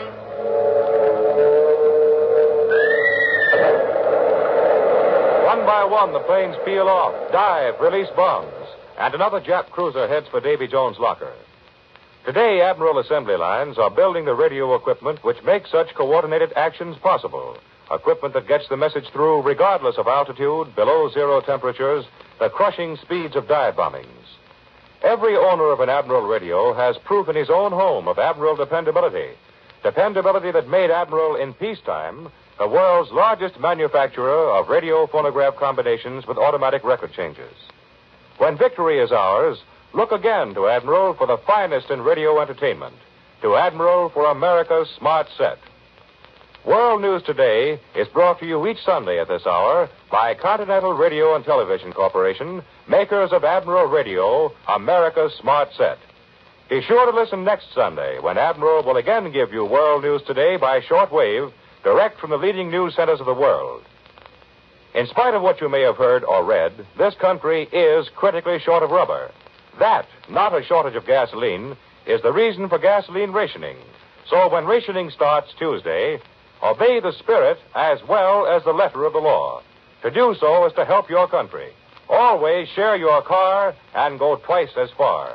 This is the Columbia Broadcasting System. The WBBM Air Theater, Wrigley Building, Chicago. Soldiers of the press.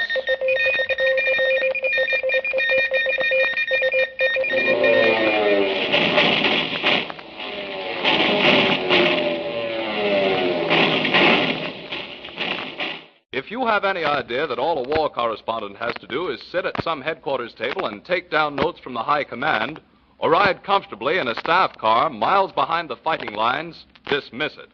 A foreign assignment is a job. Thrilling and exciting, of course, but it's a job after all. And the war correspondents who crouch in the foxholes, ride with the bombers, or accompany a task force at sea are expert craftsmen working at one of the most dangerous occupations in the world today. Such a man is United Press correspondent Joe James Custer. I've been assigned to the Pacific Fleet since a short time after we got into this war. Possibly you may wonder how a fellow gets such an assignment in the first place.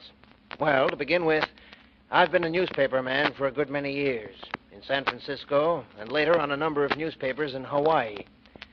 Matter of fact, I was working for a Honolulu newspaper that Sunday when Jap bombers roared out of the morning mists and unloaded their bombs on Pearl Harbor. From that day on, I knew what I wanted to do. I had met Frank Tremaine, manager of the United Press Bureau in Honolulu, on a number of assignments, so I went to see him in the UP offices in the Honolulu Advertiser Building. I found him hard at work at his typewriter. Hello, Tremaine. You look like a man who hasn't been in bed in a week. Oh, hello, Custer. I guess you almost called the turn. I've been up to my ears in work ever since this thing broke. And, brother, it looks like a long, tough pull ahead. Yeah, no doubt about it. We're in a plenty tight spot. That's what I came to talk to you about. Okay, pull up a chair. Now then, what's on your mind? Well, that's simple. There's going to be plenty of action when we start paying off Hirohito for December 7th, and I want to be on hand to see it. Uh-huh. In short, I want a chance at an assignment as a war correspondent for United Press. You're the answer to a prayer, Joe. We've got the biggest staff out here, but we're going to need more men and good ones. I know you well enough to know you can do a real job. You sure you can pitch in at once? Absolutely. Okay, then, you're on. And I can put you to work as soon as you can make it, say tomorrow morning? Sure thing. Thanks, Frank. Oh, it's my pleasure. See you tomorrow, then. You can bet your life I kept that appointment. After that came the business of getting myself accredited. Lengthy questionnaires to be filled out for the Navy, birth certificates, pictures, proof of citizenship, character witnesses. Then finally my Navy Department directive for war correspondence arrived. Among other things, I signed an agreement to waive all claims against the United States for losses, damages, or injuries incurred in action.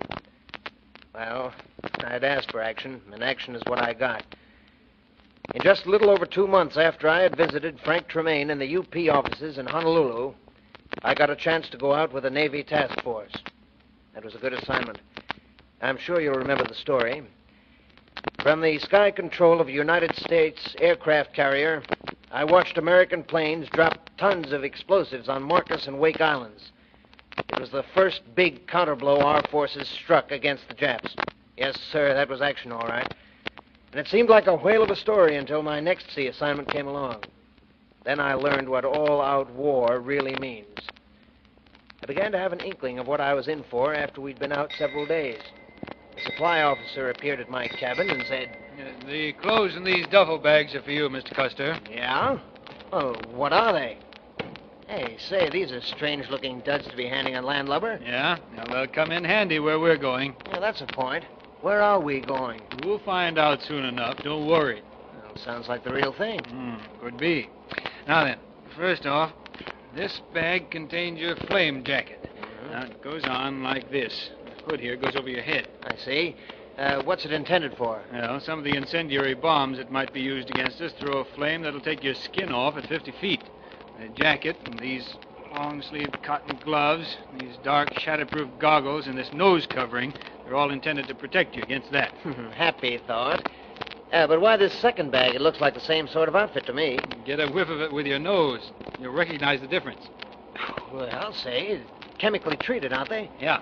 This outfit is chemically impregnated for protection against gas. Now, here are some trousers, black woolen gloves treated with the same chemical.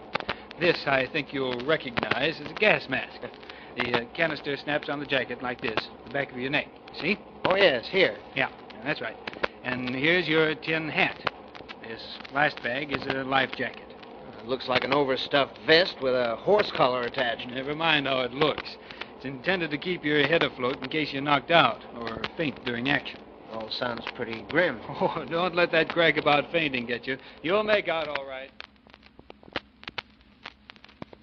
I learned a bit later that we were off Savo Island in the Solomons. Our job was to act as a screen to the transports we were convoying. 36 hours later, in the pitch black of the tropical night, we met the Japs in a blazing inferno, and we were literally in the thick of it.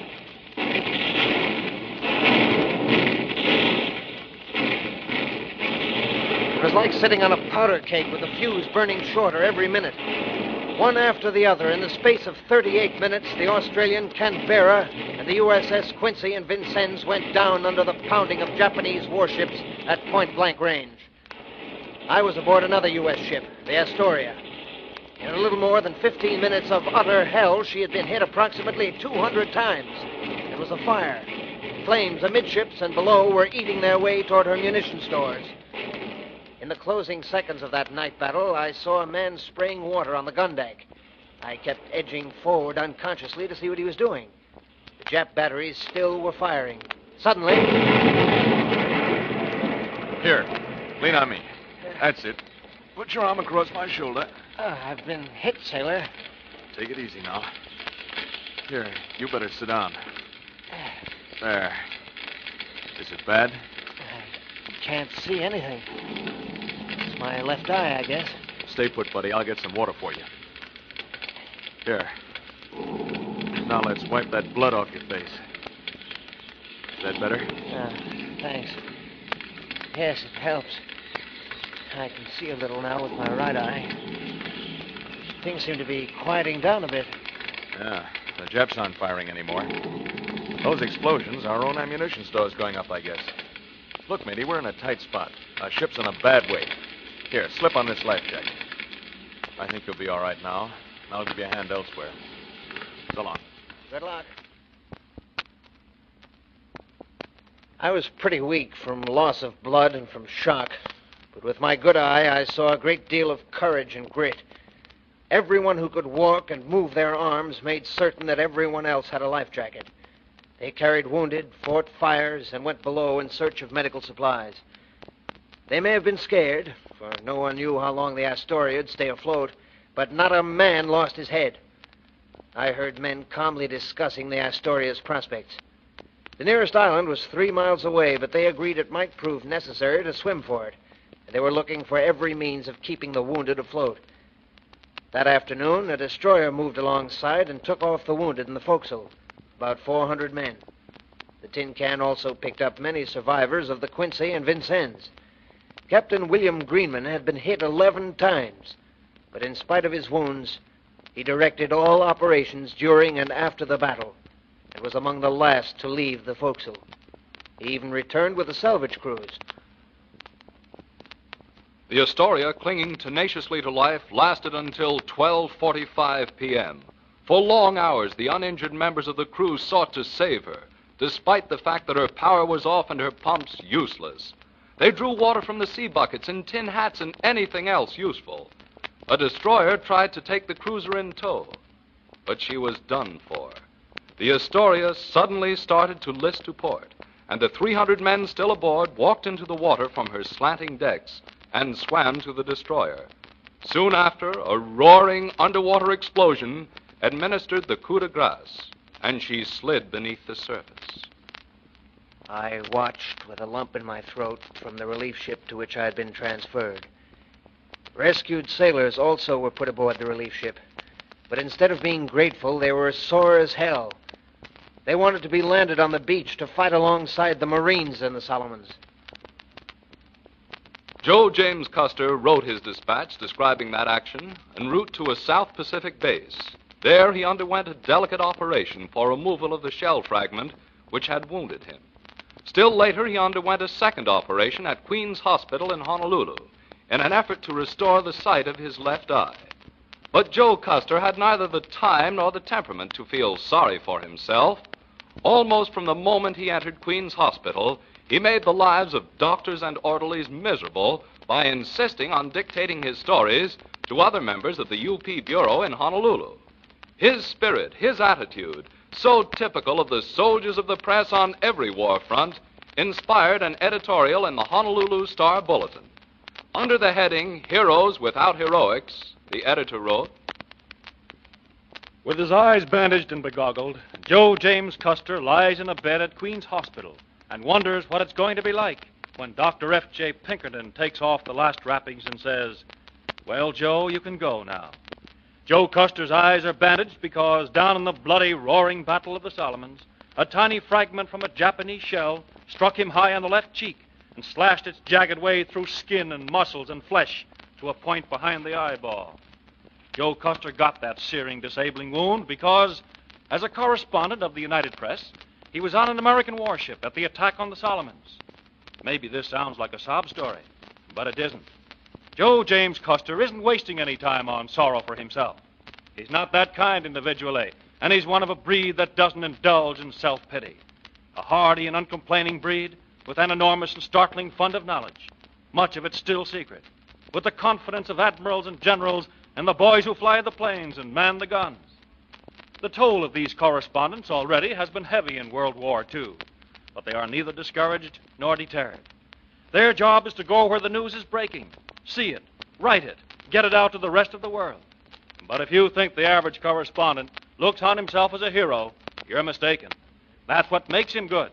He goes about it as a job of work for which he's been trained and to which he's assigned. And he does that job equally without heroics and without flinching. Yes, that editorial in the Honolulu Star-Bulletin is a fitting tribute to Joe James Custer and his fellow soldiers of the press. His zeal for the truth, his insistence upon seeing for himself the onrushing events that are news, his desire to get the story that lies behind the official communique, these things are typical of United Press correspondents everywhere. We will be back soon with the story of another of these soldiers of the press. Be sure to listen. And in the meantime, remember to listen for United Press news on the air. Look for it in your latest newspaper. It is your guarantee of the world's best coverage of the world's biggest news.